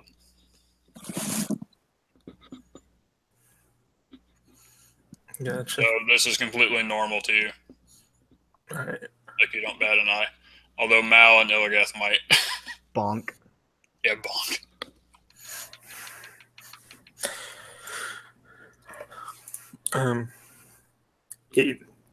Noki says something in Gnomish that I assume none of y'all understand. And you see the purplish barrier kind of concentrate as it opens up a small hole in it to walk through. And unfortunately, it is gnome size. I'm sorry, Ilga. Rip. Very much gnome size. Me. All right. So I imagine Yoki just kind of looks back, and everyone else is kind of like, what? That look on their face, and he's like, yeah, come on. He kind of just like waves him on as he walks through. My eyes must be deceiving me. Is that a door made out of... You know what? No, I'm not going to finish that. I appreciate you not finishing it and holding your tongue. Oh, thanks, man. You're really learning, Raymond. He is he not? How'd you know it was Raymond? Because you used a stupid Raymond voice. Good.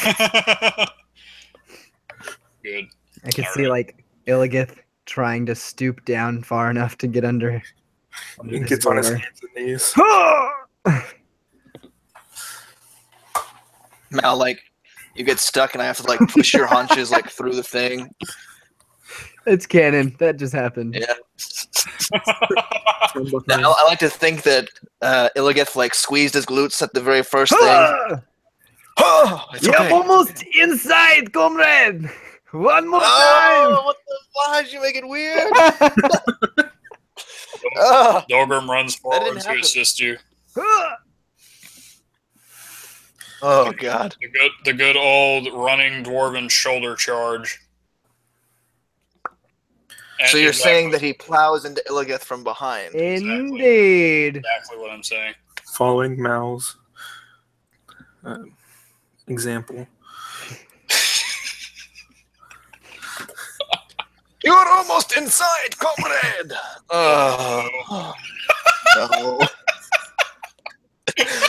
No. I definitely said I am, not you. Oh my gosh. That's why I thought it got weird, but I guess it didn't get Yeah, weird. that's right. Okay. Oh, It's man. still weird. Okay, so with that hurdle overcome,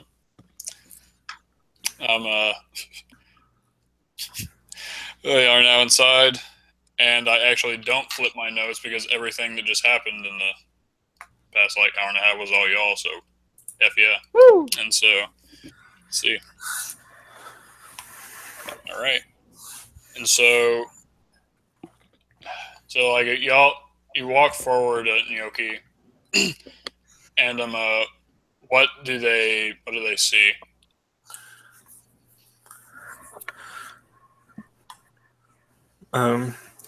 You see an almost kind of looks like a small pyramid, except instead of going up to a point, it's kind of like level on top. It's stone, made of stone. Kind of vines growing up it, moss. But in the center is a door. A very gnome-sized door, again, at Illigith. Rip. Oh man. Welcome to the great challenge we've been speaking of for the past Month and a half. Wow. Oh, Really, I feel like Illigith has just walked into like Smurf Village or something. that's exactly what I was walked into. Oh, This may be problem. only slightly. If you stay on your knees, you should be able to fit. If you turn your shoulders sideways. Mal's gonna go in before Illigith this time. Never again. Hmm. And And so Mal, as you take a step forward, Ah, shit. as you get take a shot step twice. forward, you hear a small whirring sound, What's a whirring sound? which Like, yeah, like that, right? which to your ears, anyone else would be like, what? But to you, who's been around Gnocchi long enough, and it's almost imperceptible, but you're able to hear it. This is undoubtedly the sound of guns charging up for the shot. Yeah, I'd like to think that like if somebody got like slightly trigger happy, that Mal like just gets out of the way just ever so slightly like that, but just in case that happens. But I'm pretty sure you're not going to shoot me, but just in case. Yeah, and you're here. But he kind of like gets on his tiptoes and is like aware. Here. Don't take another step forward. Gnocchi? Gnocchi. Noki stays hidden where he is to see what happens. You lie. Alright. You lie. How do you know Gnocchi's name? What have you done with him? It's time for you to die. Gnocchi sent me! Ah!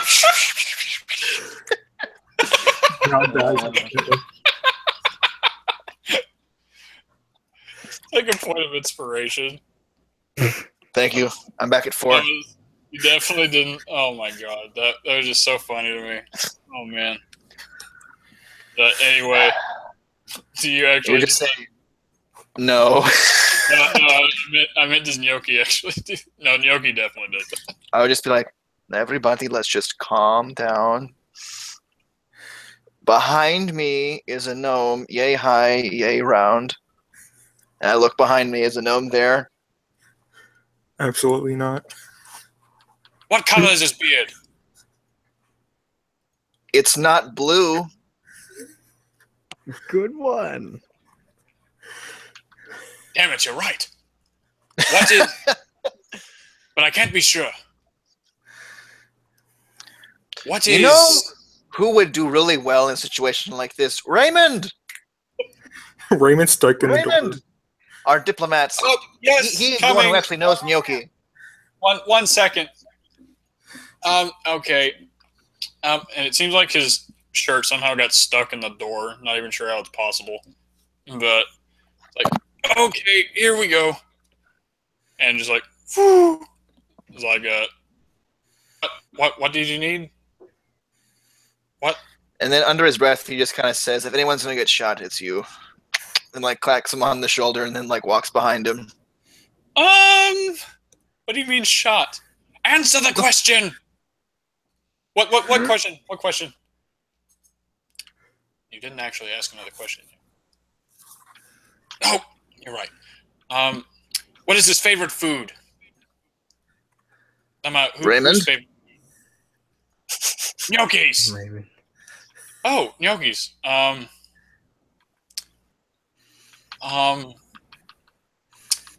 Snoo?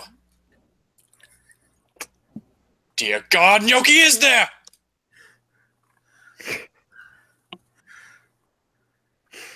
Gnocchi. Noki hates Snow. What? He loves stew. He hates Snow. Mind blown. Mind blown, yeah. Anyway. Retcon. Any minute now. Snoo? Snoo, he hates Snoo. He loves stew. Bzzz. Hear the whirring. I hope you get shot. Whirring of the gun. Damn it, Ryan. Freaking lame. Come on. You know gnomes. They love having fun. He has the blueprints, right? Gnocchi does. What blueprints? I mean, the etching. Yes. Dang it.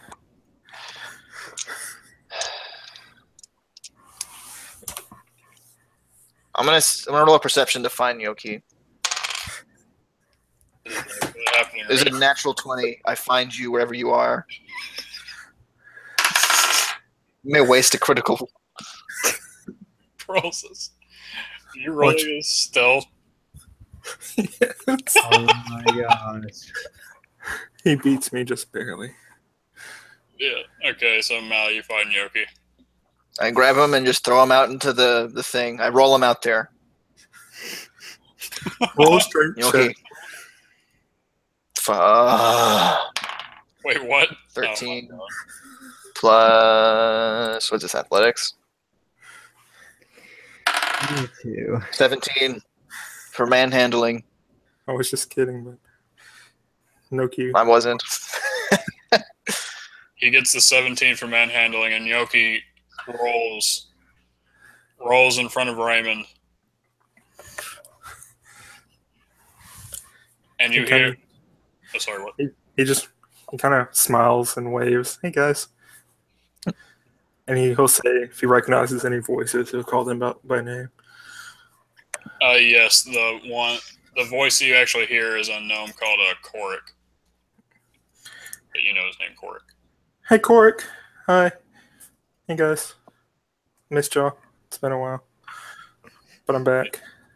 And you see a head pop up from the brush with these huge ass goggles on his forehead and crazy orange hair. He's like going everywhere with this big, beautiful mustache. Like, The sign of Arcade. Yes. Yoki, you're actually here. Hi. He told you I was here. Well, I mean, there are circumstances you probably know. Oh, I definitely know. You always get in trouble when I leave. Come to think of it, if it wasn't you, probably wouldn't have been able to get in here. Oh well, I almost shot a man. That's fine. Oh, Raymond is no man. Hey! Good boy. I want to argue with you, but then you'd hit me.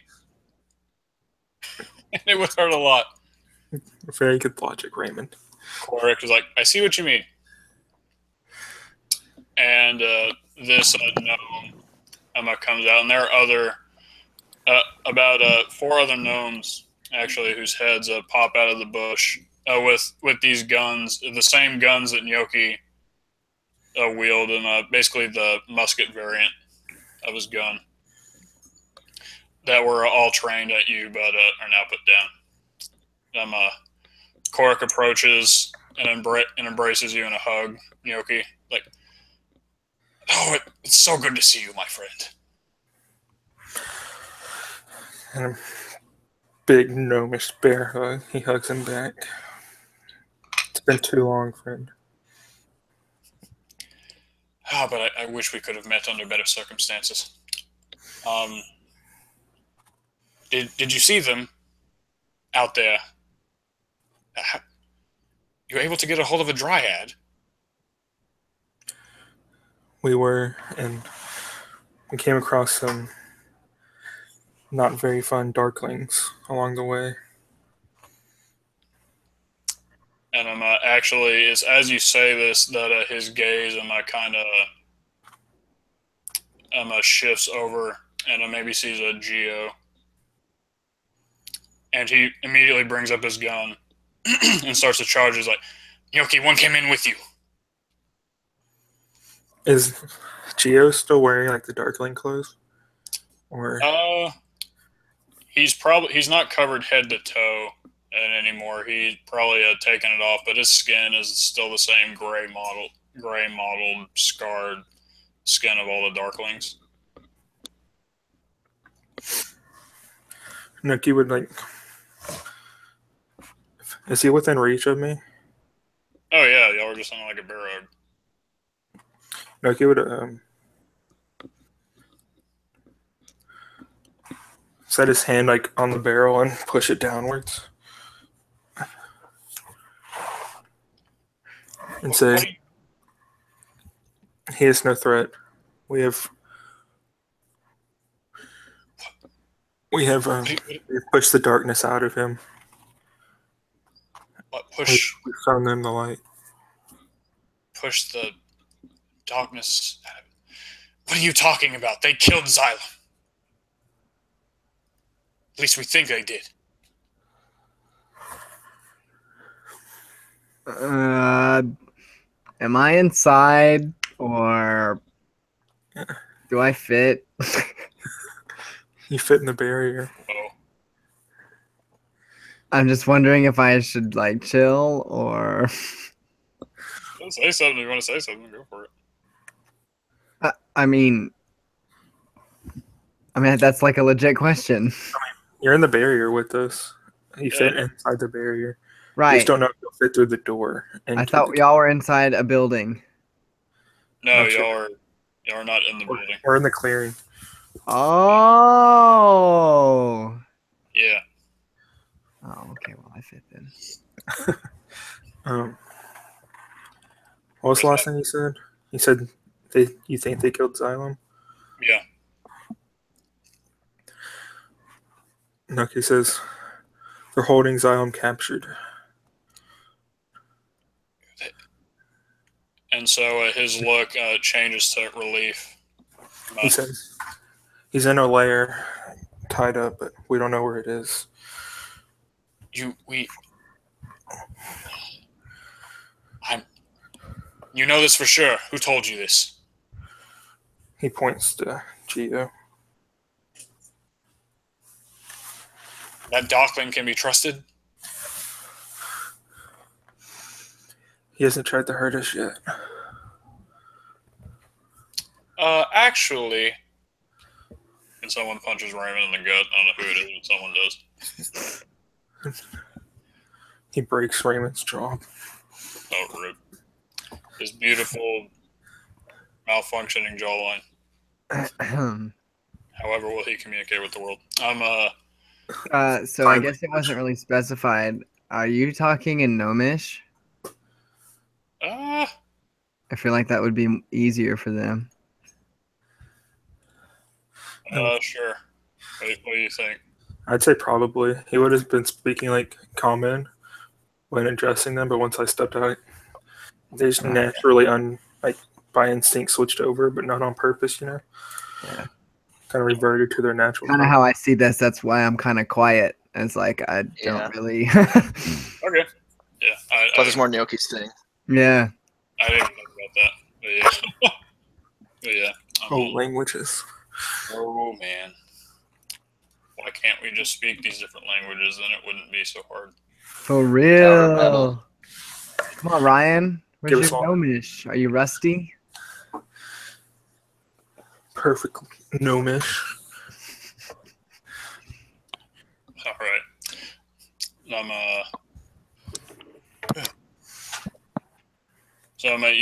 And I would think at this point, just I mean no harm. I'm not one of them anymore. These people saved me. In Gnomish. I have that saved. Wow. Yeah. And Korik looks at you again, just like looking for some kind of approval on what he's saying. Nucky nods. All right then. And then he puts his gun down. The other gnomes that are around him do the same. Put their guns down. And I'm Korik.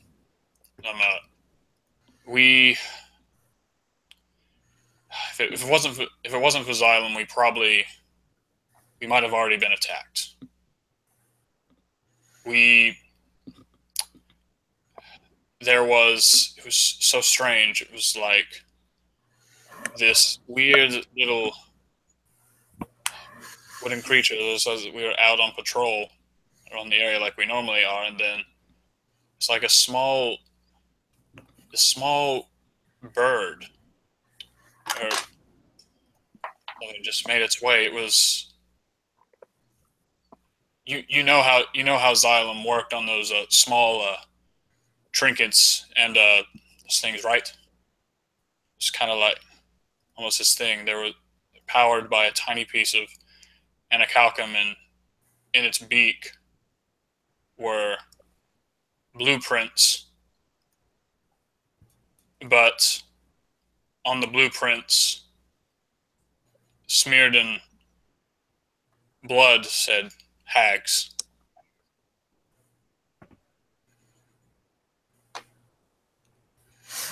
And we immediately went on the alert. It's probably been 2 days now. Do you know where they're keeping him? Keeping Or where the heck things are. No, we have no idea. One thing that we do know is that, and then this look, kind of like he's remembered something really bad, and then oh, Gnocchi, we must talk inside, not out here. He takes a deep breath and he kind of opens his hand towards the door and says, "Light the way." And so I kind of look at Illigeth and I'm like, do we stay out here? Do we go inside? They've been talking Gnomish for a long time. Shrug. Yeah, I shrug too. So Korik would look back at y'all. He's like, those are your friends, I guess? Most of them. Most of them. Rip Raymond. That one you were talking to earlier. He's more of like an arch enemy than a friend. Are you sure we shouldn't kick him out? You probably just shouldn't bring him inside. He'd break something. Or lots of somethings. All right. I'll have a few of my boys keep an eye on him out here. Probably be. So, about your big friend. We can try and squeeze him through the door. Takes big step away.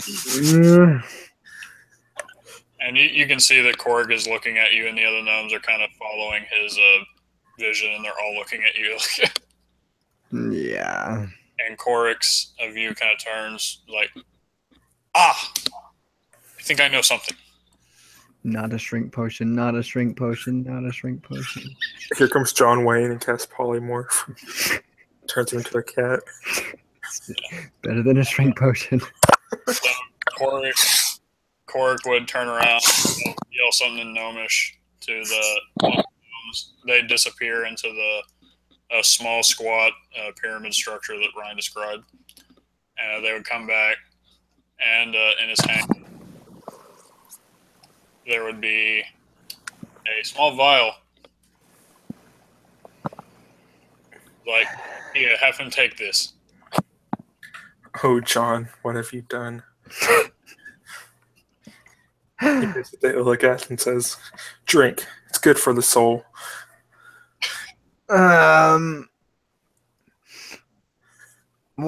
Gnocchi, what is this?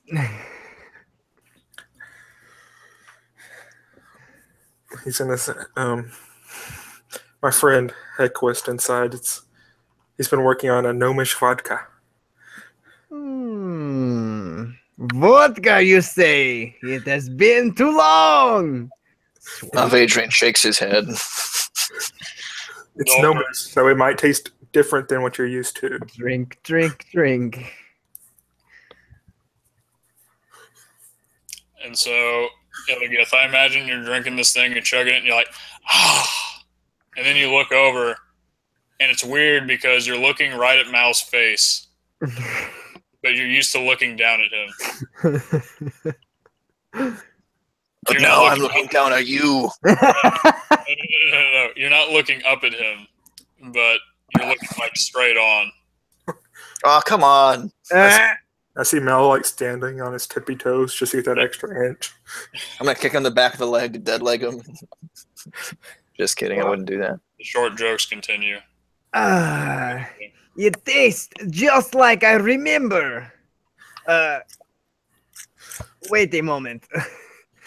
What's wrong? I feel small.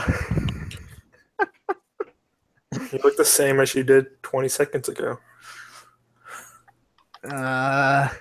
You can tell his brain is just not grasping. Pulls out mirror. How did Nokia get bigger? Yeah.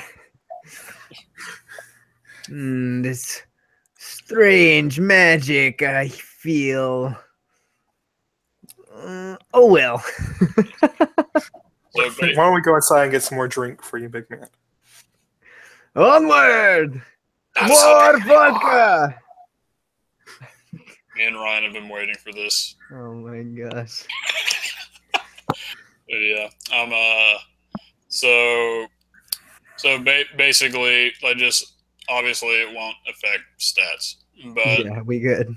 I'm looking at it. You, instead of being, like the behemoth 7 foot whatever that you are now a short squat 6 foot or 5 or something like that. I didn't lose too much. John Wayne is very precise. Interesting. Yep. So you are all able to fit through this door now. It might weird you out, Illios. Didn't I just have to? Yeah, but I mean, it just kind of like goes out of his head pretty quickly, though. Yeah.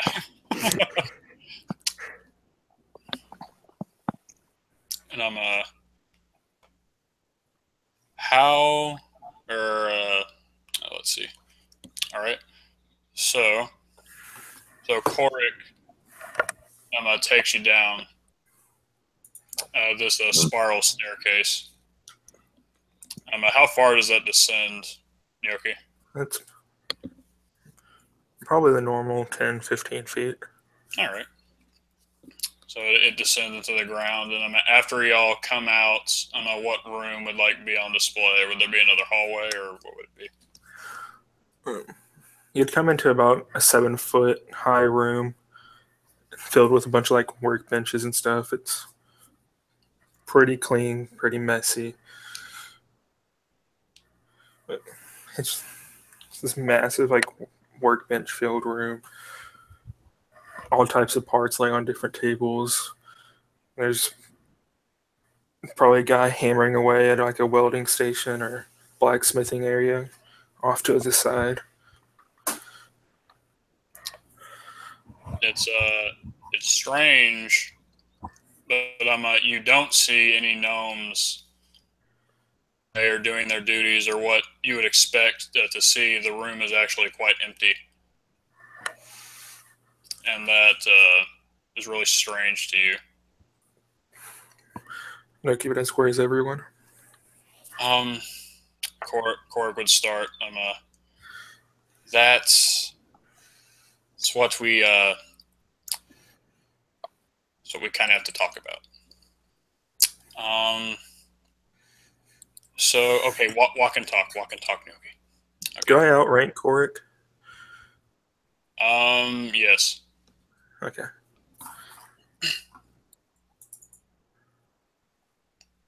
Oh, I thought you were going to say something. Oh, no. That's just a question. Okay, yeah, okay. So, Korik,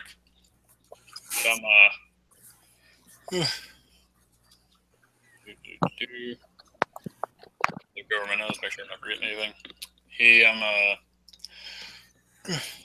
as you are walking forward, as what you know, Nyoki, you're walking towards maybe the sleeping quarters of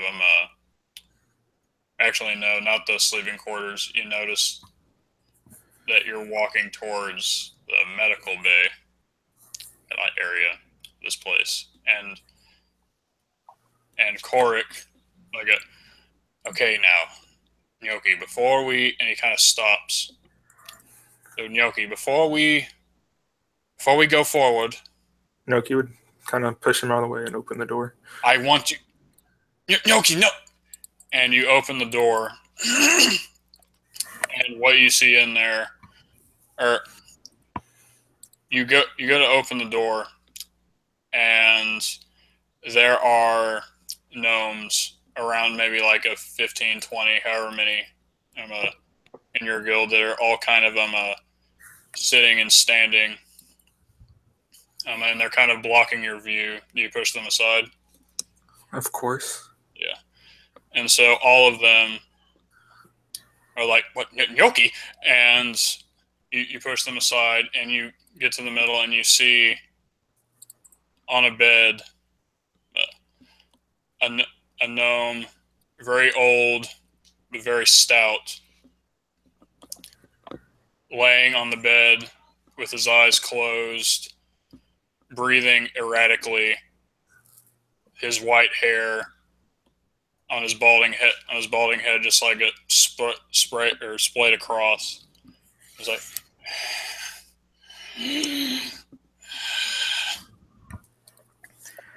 and another gnome looking over him with short but still crazy, like a blue hair as all gnomes, and some goggles on his forehead. I'm looking over the gnome on the bed.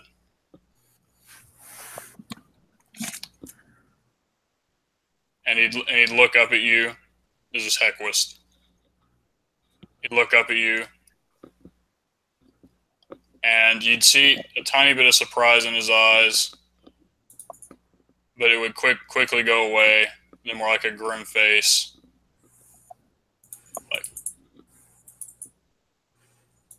And then Korik kind of makes his way in, like, Roveg is dying.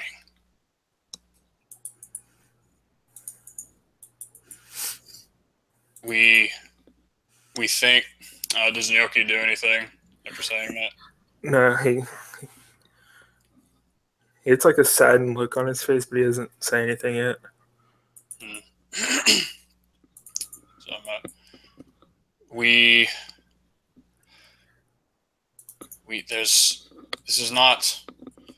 this isn't a normal sickness, Gnocchi. There's something else. Something else wrong with him. We think, Anima, as he says this, you hear from the back, "We do believe it is a curse of the hags." And kind of at parting ways, you'd see this gnome with black hair, kind of graying on the edges, in these deep purple robes. I'm gonna start walking forward towards the bed. I don't know quite how, Gnocchi, but seems the hags have laid a curse upon him. Who's talking? This is Jontwin. Recognize him immediately. You son of a bitch. We've waited how many sessions for this? So many sessions for this. But John Wayne. John Wayne. Seeing John Wayne. The man, the myth, the legend. The gnome. Whatever. He kind of extends his hand in a greeting. It's good to see you again, John. And you, Hequist. Hequist doesn't say anything, but gives a small nod. He's not looking at you. He's looking at Koveg. And he seems like he's maybe like wiping the sweat off his brow, or just something like that. Just trying to make it more comfortable. And Jontwin immediately says, "It is not John, it is Jontwin.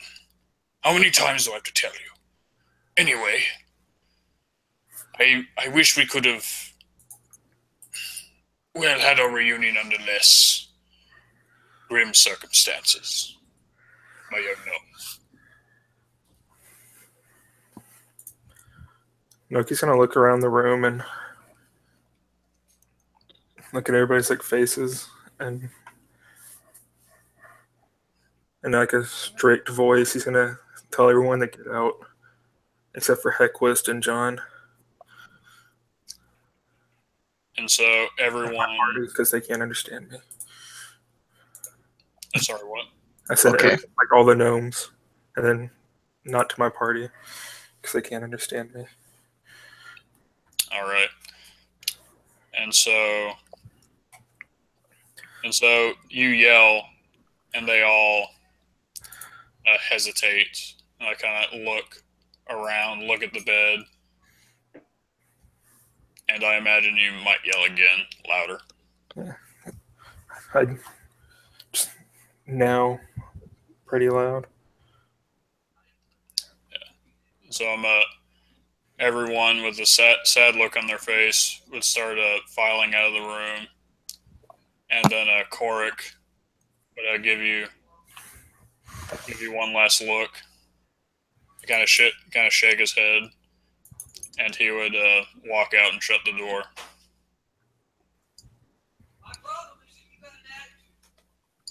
Rip. That's the gnomes Yeah. complaining about Gnocchi's decision. God, why does it have to be so bossy? Who do you think he is? He's been gone for so long. Oh, poor Mom. Okay, it's okay. I'll take over Noe's job. So from here, a pestilence spreads across the lands. His name, Malvadrian. And he rides a black horse of death. As a minion of the hags. Dun, dun, dun, shoots gnomes. Rip. Ryan with that timer. Always. Always. Always. Ride him back. Hey. Shit. So what happened? I heard Everyone is dead. I heard something about a pestilence Everyone and a is black dead. horse. Malvadrian has decided to leave the group. Okay. Go join the hags. I thought it was The matrons, yes. I just didn't think it was going to happen for another session or two. Ooh. Well, You were wrong. hey, don't give too much away. Yeah. Okay. Back into it. I imagine that there is kind of a silence, and the only sound you can really hear is the labored breathing of a Koveg. How long does he have? Jontwin, put his hand up, kind of readjust the spectacles on his face. He doesn't have long, Gnocchi. Probably 3 days at best. He's a stubborn old bastard. You know that. It's too true. Do you know where these hags are at? We don't know for sure. But what I do know is that we have lost all contact with Talbot and his tribesmen.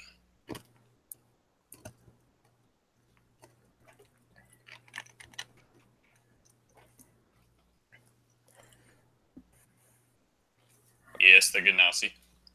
Mm.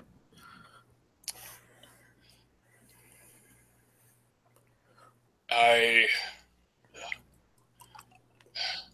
imagine that might be the first place to check, but as he's saying that, you hear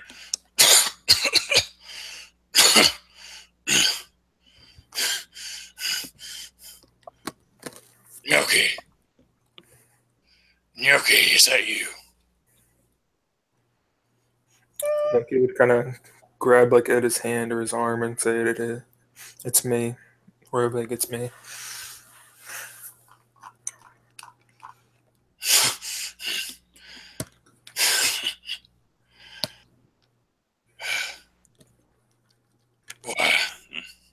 Why do you sound so sad? So I'm having to look at your ugly mug.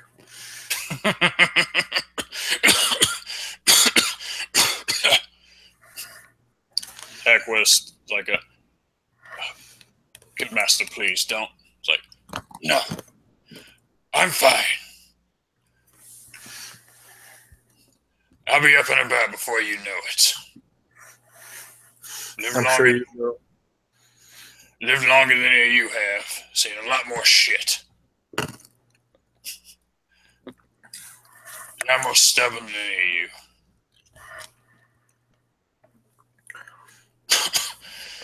Though you gave me quite a run for my money, Yoki.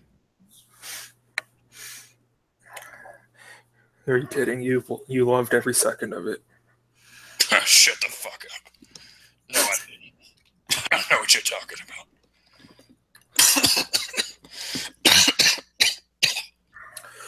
And somebody coughed up. And it's at this one that you might notice that there's, it looks to be like a black spot, so like black tissue that just does seem to be looking like it's like encroaching upon maybe his throat, and the veins are slightly black. There's like these black material coming up, and he just continues to cough.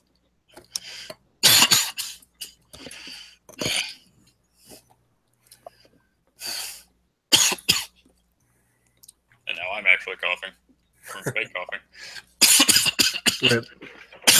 Oh no, this is how I die. Don't worry, old man. We'll fix you right up. Like hell you will. Like I said, I'll be just fine. Oh, I'm Throw a sure. little dirt on it and it'll be great. And then It's a cure for everything. Worked for you, didn't it? Most of the time.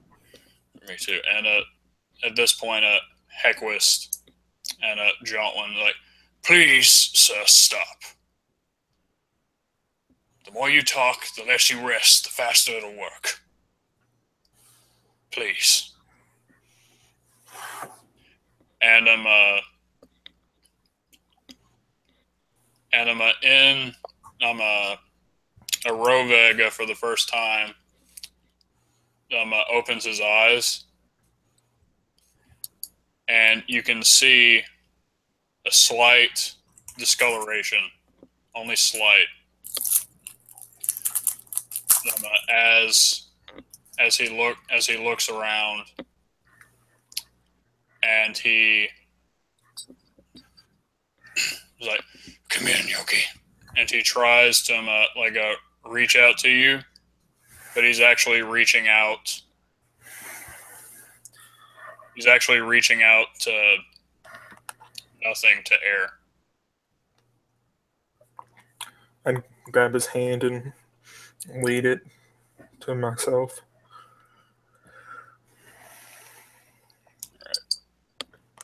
So you can tell he is blind at this moment, and you lead his hand there, like, I don't need your damn help, and he pulls you close, but I'm very not like in like a hug, but like pulls you close, like forcefully, and he's like, I can see your sad mug on your face right now. Wake the fuck up, I'll be fine. Yes, sir. Damn right.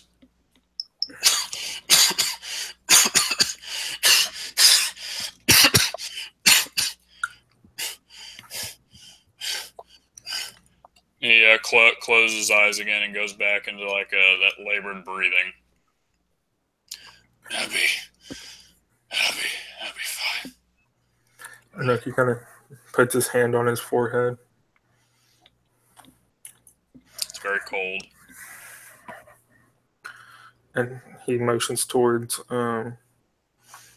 Jotwin. They kind of step away from the bed so they can talk.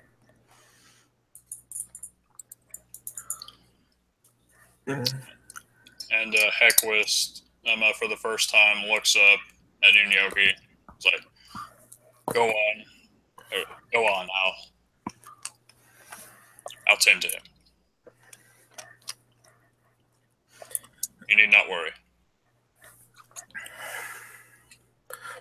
I'm gonna reach into my bag and pull out the 2 gems that we have, or that I have, from the golems. Mm-hmm. Give those both to him, and ask maybe there's something he can do with these, because they seem stronger than the ones we usually use. And you hand these to him, and a look of shock comes over his face, but then it's quickly replaced like this look of curiosity and like a wonder, and it kind of catches himself again. He's like, we'll talk in my chambers. Come now, bring your friends. And actually, after he says it, he switches from Gnomish. Starts a common, bring your friends.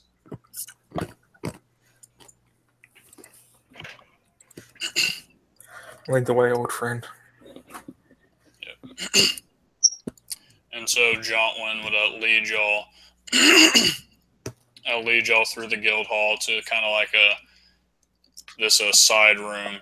But as you go through, it's actually quite an expansive room with multiple bookshelves and work tables.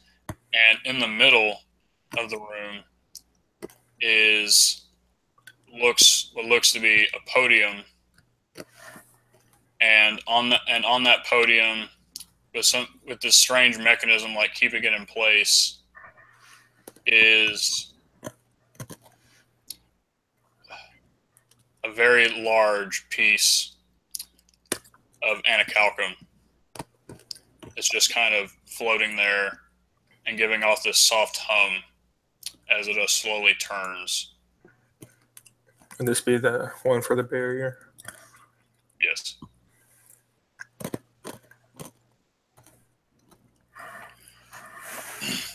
All right. And he takes his current spectacles off, puts on a bigger pair, and then sits down at like a table and starts looking at these. And he says while he's looking, where did you find this? Golems in an ancient tomb. Golems? Stone golems.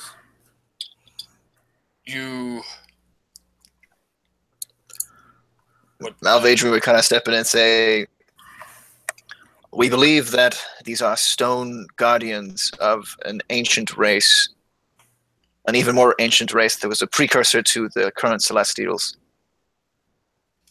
It was sequestered deep, deep into the mountain, and we had been the first to travel it in probably hundreds of years. And I'm Jauntwin, but I'm like he was looking at Yoki, but then as you start to talk, he looks over at you, and his brows start to furrow like ancient tomb. But, I'm sorry. Who are you? Rip. Name's Mal. Malvadrian von Silas. You can call me Mal. And his eyes open and a realization, but I'm not like one of wonder. It was like, you're that martyr boy. Something like that. Your greatest defeat does a lot of wonders for the self-confidence department. Oh yes, we all become famous in our own way. I know he goes especially you, John. Winks at him. Rip. Jaunt win. Get it through your thick skull. Damn it, Yoki, I bet everyone you've met, if you've ever mentioned me, is going to call me John Wayne. I would hope so. We nod. Damn it. It is a Have a very better good chance. pleasure to meet you, Sir John Wayne. John. My name is Illios. It's a pleasure to meet you. And I guess I assume that the shrink potion worked out just well. They told me there was a rather large man out there, a Goliath, from the north, and he would have a lot of trouble fitting in here. What's shrink potion? So I'm glad to see that the potion. Moving on. Loki starts to clear his throat super loud. He would interrupt. And then he pounds on his chest. Must have been that gnomish vodka you shared with us, John. The vodka. Yes, the vodka was very good. With a And then devilish John. grin, Mal says to Yoki, "You know, perhaps he could use an extra serving of that delicious vodka."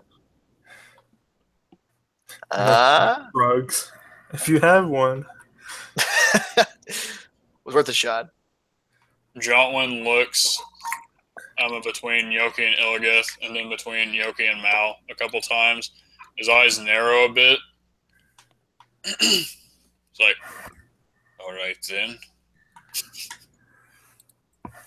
And he nods in like understanding. But then he continued, or he goes back. You say an ancient civilization. You say. Yes. Is there perhaps anything on you that And about bears and Illigus insignia? kind of like takes his shield off like it's kind of getting uncomfortable on his back and sets it in front of him. And then I also have a little dagger from that tomb as well, and I kind of like present the dagger on top of this shield. Yoki, did you take any loot from the creepy tomb? What loot? Loot. We don't get loot. I just have the gems. Okay. Then we all give you loot. And so Our only loot has been given away. Seriously. Well, not That's given, a just showing. Oh, Illigith wasn't doing that because he asked for artifacts. Like I said, his shield was just getting kind of uncomfortable on his back, so he just took it off. Oh, okay. Misread that situation. The symbol may or may not have been pointing towards John Wayne. let's assume that it was. And Jotwin, actually, looks down, looks across the dagger. Yes, this is quite a strange. And then his eyes, kind of look over towards the shield, and his eyes widen a bit. Like, where? And he immediately gets off his chair and walks over to the shield. Like, where did you get this? This symbol. Do you have any idea? Any idea what it is? Where it came from? What the significance of it? And he just kind of like spout off these different things that would probably just sound like jargon to Illigan. Pretty much. Do The I white know? Sorry, what were you saying? the white lighters. Oh yeah, that was like way long time ago, and it never came to do anything. Okay. Let me take you back into my memory. So I kind of give him the short version of I was kind of semi-possessed, near-death state. I don't remember what exactly about the like. So all I know is that I was told that Gnocchi would know who the white lighters are, and I don't remember anything else besides that. Is that everything that I need for this moment? Just like out of character? Yeah, sure, just the name. Oh, there you go. That's kind of what I was hinting at. Okay, well, you know that. We had talked about that before. Nah. Dang it. So when he talks about, like, do you know what that means? Blah, blah, blah, blah, blah, blah, blah. I would just say that is the symbol of an organization known as the White Lighters. Yes, I know that. Okay. Damn it, Wooly. You suck. What was the point of all that? Whatever. He knows lots. White lighters, are you sure? You're absolutely I don't know. Are you sure? I don't know. Well, pretty sure. And he, like, wiggles his hand. Yeah, this is very, very interesting, very intriguing. Where did you find this? In the same tomb in which we found the stone guardians and a Calcum circuit guardian creature things. Where was this tomb? Was that? Yeah, It's not Bilton, right? That was the hometown. In the mines under the town known as Bilton. I thought Bilton was the town with, like, the main tavern and, like, where we started the adventure from. That's right. Butcher Merton. My bad. What was the point of this? Rip. Or 2. Now I'm back to 3. Right. Yeah, I'm Bilton. Yes, I quite know. This is very, very strange. I've come across these kind of things only once, but across the mountains, across the Blackstone Mountains, at the Sanctum, where I did my wizardly duties and learned about magic. And it was an excavation. It's the only thing we found. But these white light, as you say. These people, at least we believe from the artifacts that we have found, were even farther back, more ancient than ancient, holy defenders that sought out, at least from what we know of the scriptures of the ruins that we found, seek out evil wherever it may find itself. And if I do believe correctly, they were headed by what was his name? What was its name? An ancient god. And Kel. That was his name, Kel.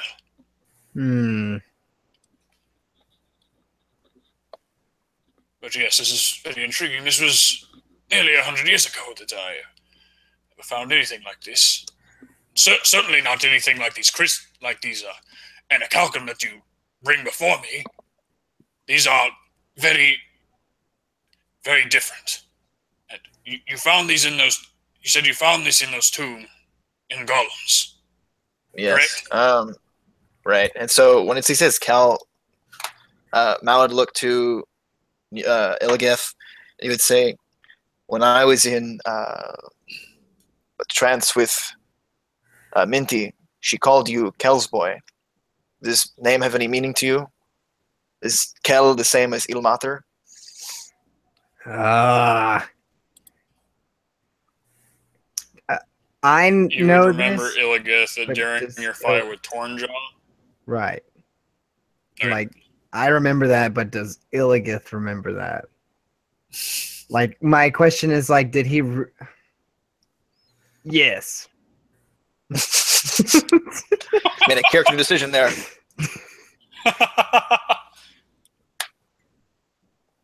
You know who this Kel is. Looks to Illigith. Yes. Yes.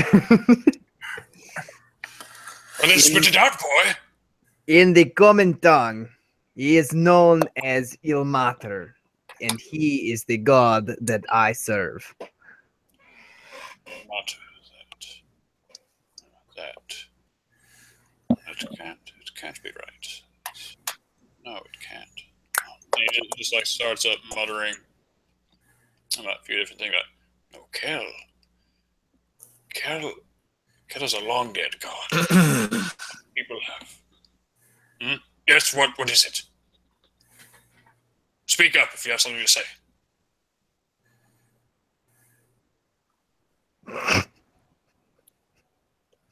Are you mocking me? No. You're threatening me? Are you threatening me? Yeah. So what do these white lighters have to do with your research in the Blackstone Mountains? You see, not in the Blackstone Mountains. That's what's so strange about it. The only thing we found was on the other side of Illios, the other side of the continent, in the middle of the continent, and never with these kind of things. Were the golems animated when you found them? No, they were in some sort of rest state. Rest state. Gnocchi, did they have... But as soon as I walked in... Oh, sorry. No, it's so funny that you had actually said to say something, but then he would interrupt you. Gnocchi, did they have runic circuits? Those golems, did they have them? Yes, they did. Oh, they did. This is a great discovery. I thought that me and my colleagues had gone with this in our own, but to think that these ancient people were making use of them, these circuits, these... Oh, it's perplexing. How did they even know? How? But then again, we don't know much about the Void Centuries. We don't know much. Well, like I said, it's quite funny. In our history, the farther you go back, the farther you look for artifacts and things like this, it is boggled the minds of the greatest minds, Illios for eons, millennia. It's that the farther you go back, everything just stops. It's like there's no records like this. It's skipped like this blank in a time, like in our world. That's why we call them the Void Centuries, maybe the Void Millennia. And this, if only White Lighters of this once, and we thought that maybe they maybe have been a part of these Void Centuries before, but now, oh, this is very intriguing. Was there anything else that you found while you were down there? Anything at all? Anything interesting? There was what they called a halcyon Of the Imperium? Yes. Okay, but do you know why he was there? Also, he seemed to be interested in a mural. A mural of sorts. The mural of two intertwining dragons.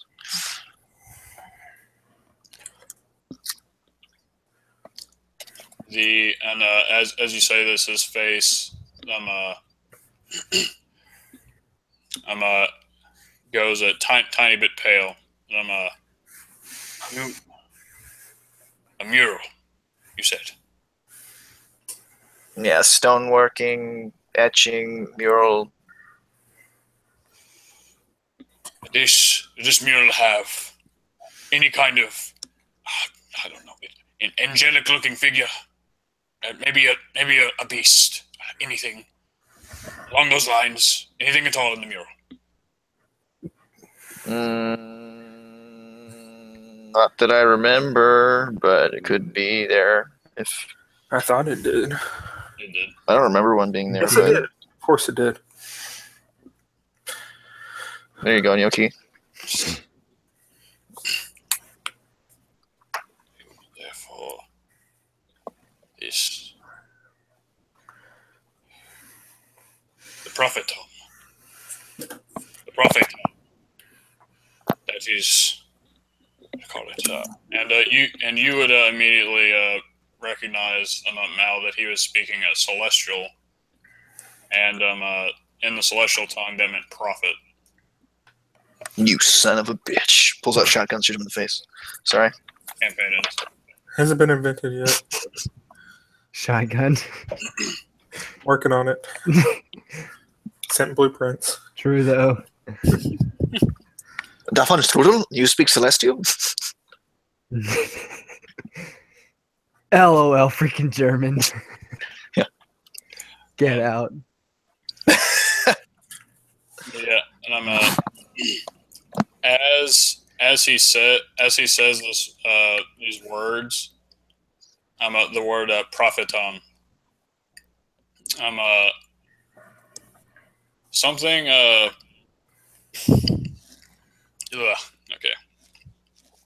Second. Like something in my throat. I don't know what the hell that is. Anyway, something within you, Mal, stirs. Ooh. Stir just a little bit. Shouldn't have taken that Viagra Phil. Yep. What? And you hear the voice in your head. It's like the prophet. I thought he. Oh no.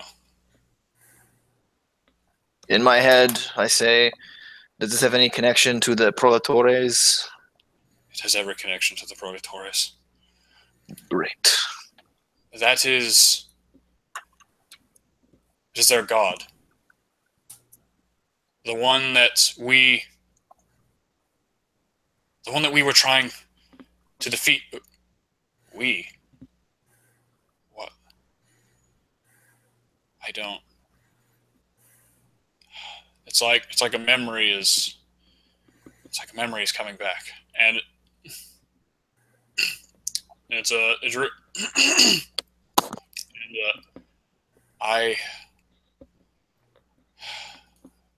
I don't know.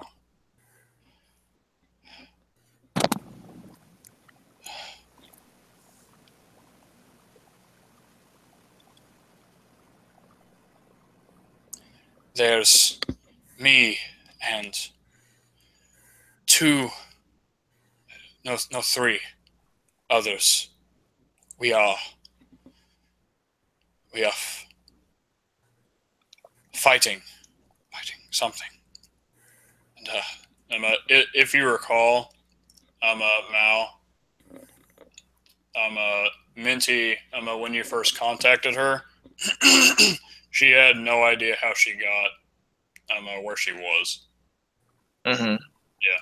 There's like a weird prison with like these like soldiers surrounding her type of thing, right?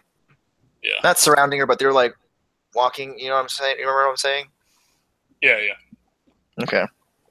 I remember I was there. Just making sure that I was remembering it correctly. Yeah, you're good. And it's me, three others. I don't make anything out, and then this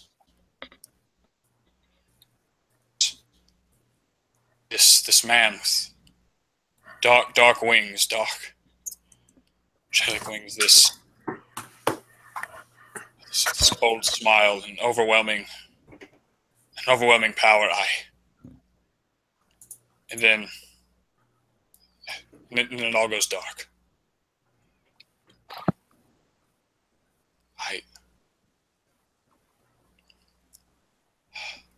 If that's Halcyon, and at this point, it's actually been kind of silent, and everyone else that kind of see that Mal is in some sort of trance, almost, as this is going on. Do my marks glow at all or something like that? Or does my eyes light up? Or is it just like...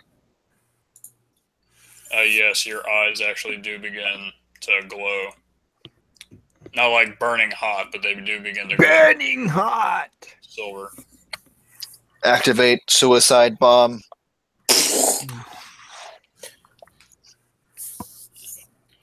Yeah, maybe,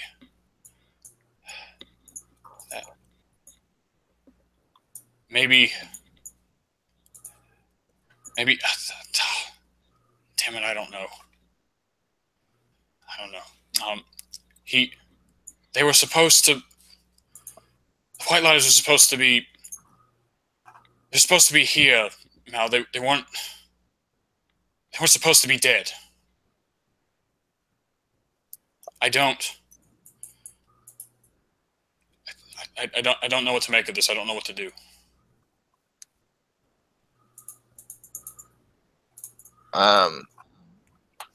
Were the White Fighters the defenders against this prophet and his disciples? Yes, they were. Yes. But if they're gone, who led them? Yes, it was Kel.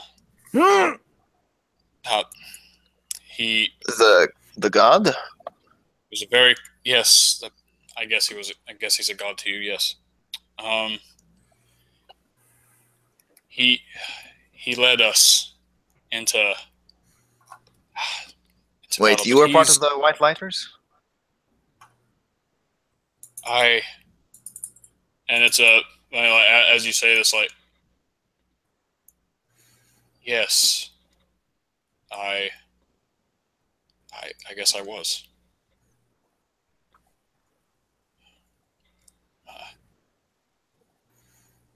And this dark-winged figure seems to bring about an end to your organization.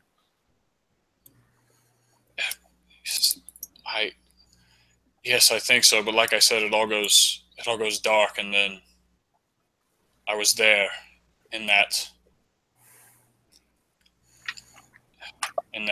prison.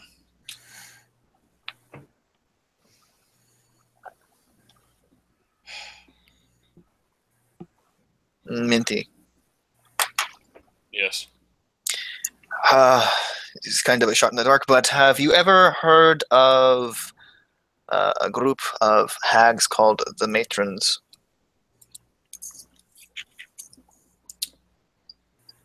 Matrons, no, They seem to wield some type of dark magic. And I don't know if she can see my physical body, but I'll show her like the mark and see if this symbol means anything to her. Yes, that mark. I've been trying to. I've been keeping that at bay, but for now at least, And she looked up. Yes, there's. They're coming back. Yes, this magic. This magic. It's familiar. Yes, I felt it. I felt it before. I felt it back then. Whenever back then was. So you think that they might have some type of connection to the Profeta? That's his name, right? Or was it just say the prophet? Just be safe. Yes, but I don't see why hags would have anything. Why they would have anything to do with that? But I said I do have amnesia or something. Perhaps facing them would give you answers. I hope so. I've taken up too much of your time. Yes, go seek them out. Hopefully something will click, and then you're back. Ooh. Talk about a headache.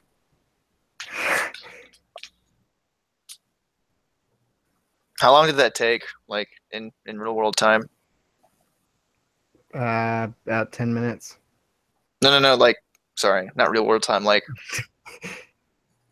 that world, Real fake world like, time? like if, whatever, screw you. You just wish that you had a freaking psychic minefield, everyone trying to possess your mind at the same time, in your head all the time. You're right.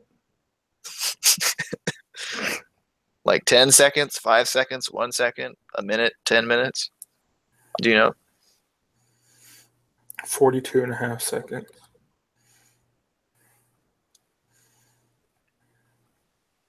Okay, Molly.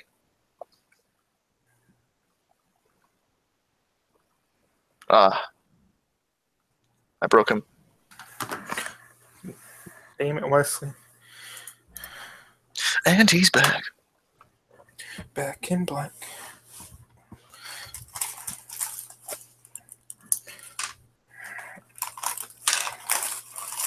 That was weird.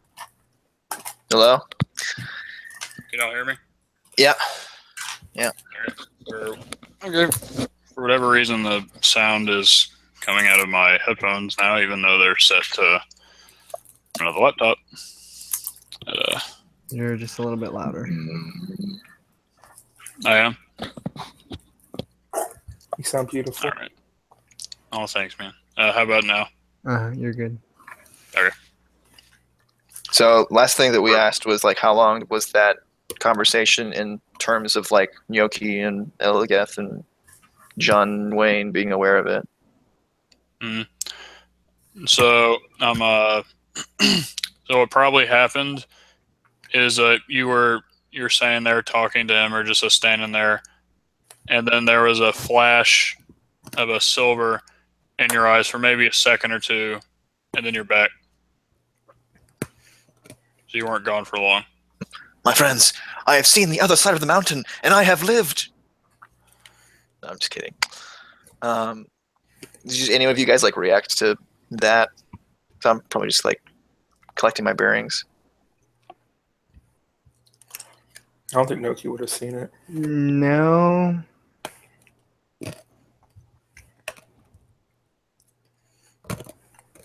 Hmm?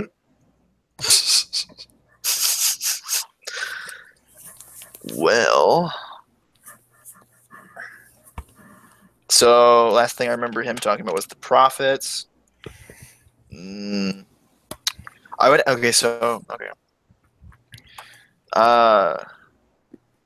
Have you heard of a group of people called the Proletores? Apparently, they were the followers of this prophet.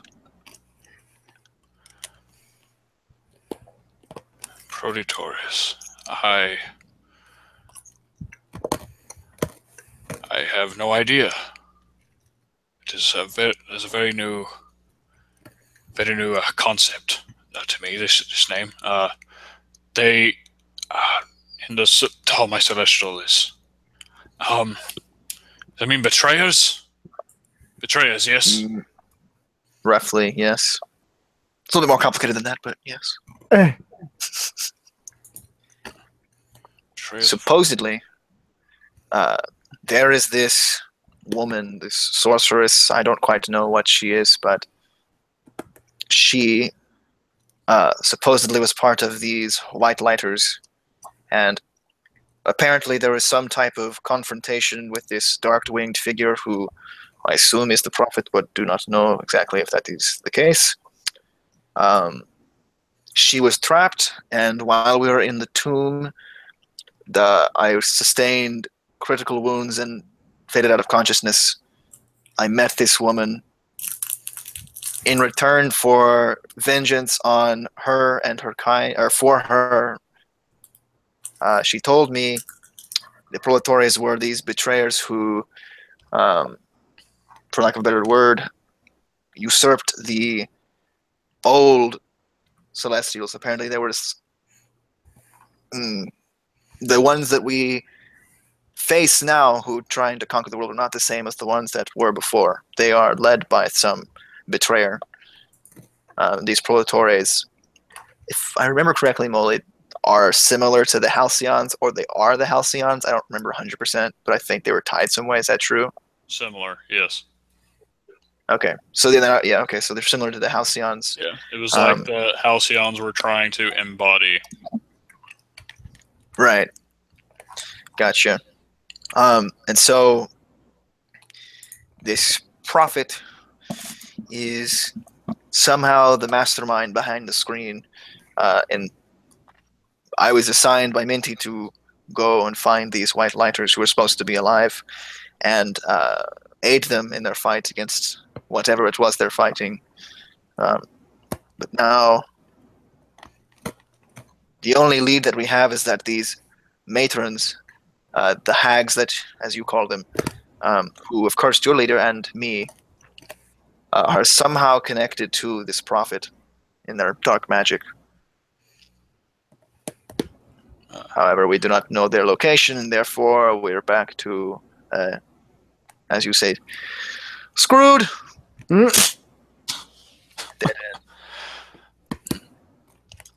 Okay.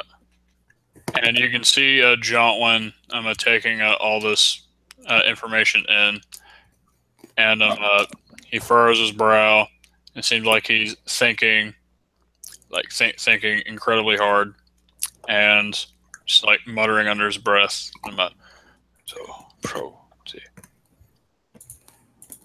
How long ago were you in this tomb? Well, we don't exactly know, because during our fight with the Halcyon, the mural that we were in the room with the Halcyon, it somehow, one way or the other, came alive. And from there, we somehow got locked in this, like a time bubble or something like this, and we lost. We were trapped in there for what could be a month, could have been 2 months. We don't really know, but maximum it could have been was 2 months ago. 2 months.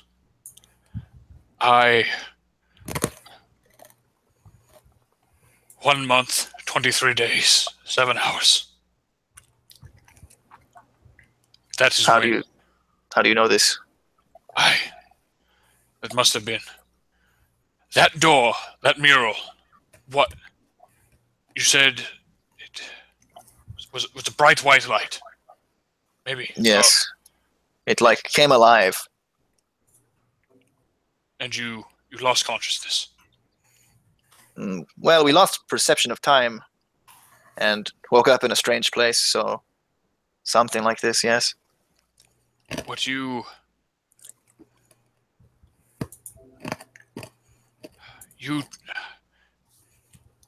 traveled through the plains. If we did, we have no memory of it. But why did the door open? Why did it open?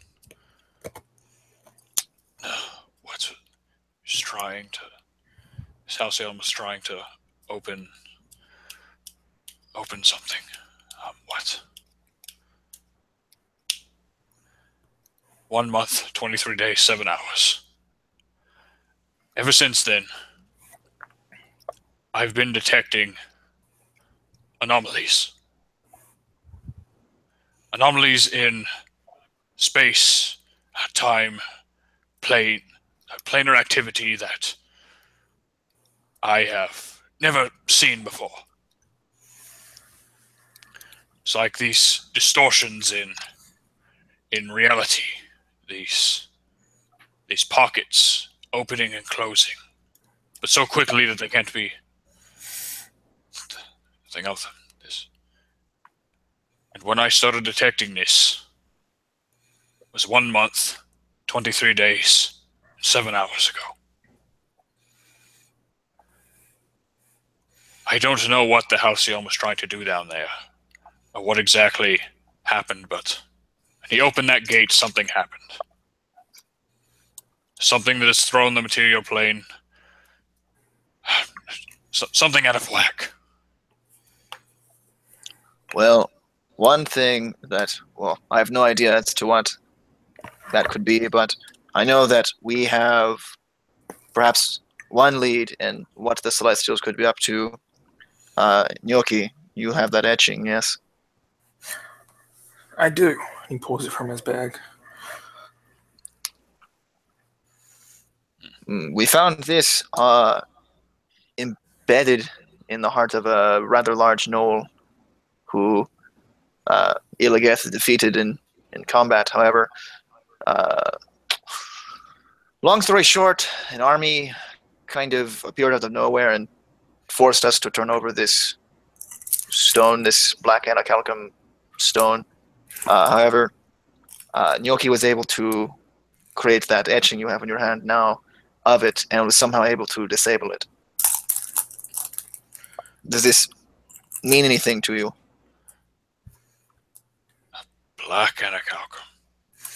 I'm not sure if I disabled it per se, but I took a knife and I messed with the etching in the stone. Let me see those etchings, Gnocchi. Gnocchi hands them over. Yeah. And so This is like the untampered version. Okay. And so he's poring over them and looks. It's like it's almost like it's a different language. They use the same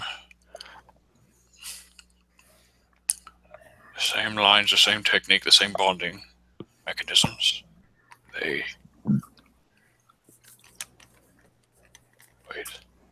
Gnocchi. You know how our guns, they use the wood of the trees from the Ganassi people as the medium. Yes? Mm-hmm. These markings, they do something else.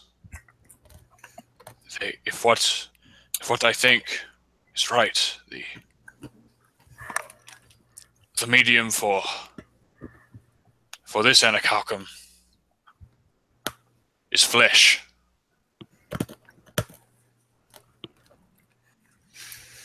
Gnocchi nods his head. Makes sense. We did pull it out of a giant knoll. Giant knoll. But that was fun. What was his name? Tornjaw? Tornjaw the Great. Georgia. Tornjaw the Great. He's now known as Tornjaw the Dead.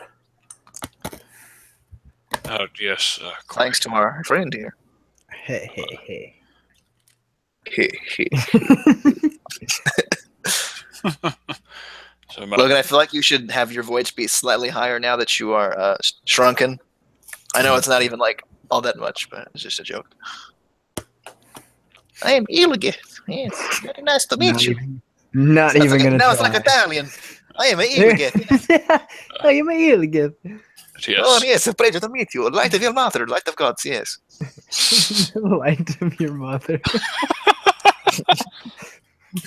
Oh man. All right. And I'm let me look over these things. I want to study them for a bit longer. We need to And get then anyways. We need to find the roads. and then I'm as he says this, the big piece of anacalcum starts, the hum of the anacalcum becomes slightly distorted. It's like, Do we notice it? yes, all of you notice it actually, and and Jontwin is like, that is very strange. It's never done anything like that before. And you would remember that this same humming, way back before you even transported, during the final moments of your battle with the Halcyon, the Anacalcum within the walls and the ceiling began to hum. Slight distortion.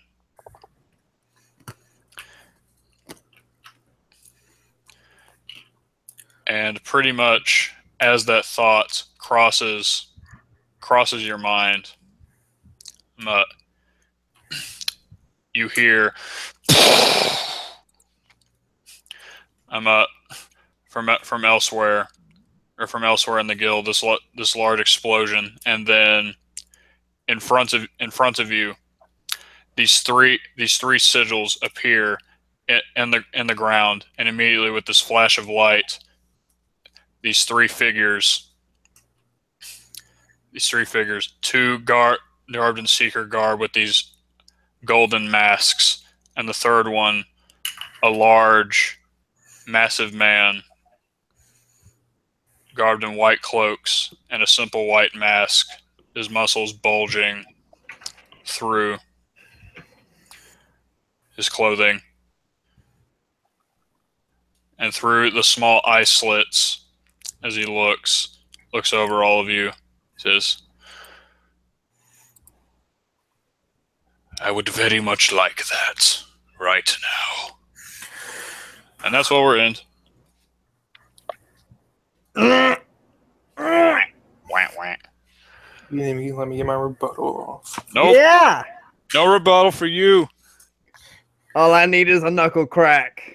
I could give him the finger. Since he's not allowed to say anything. And goodbye, my friends, and blah. Moonmen. Good. Say goodbye, Moonmen. And I will always Moonmen.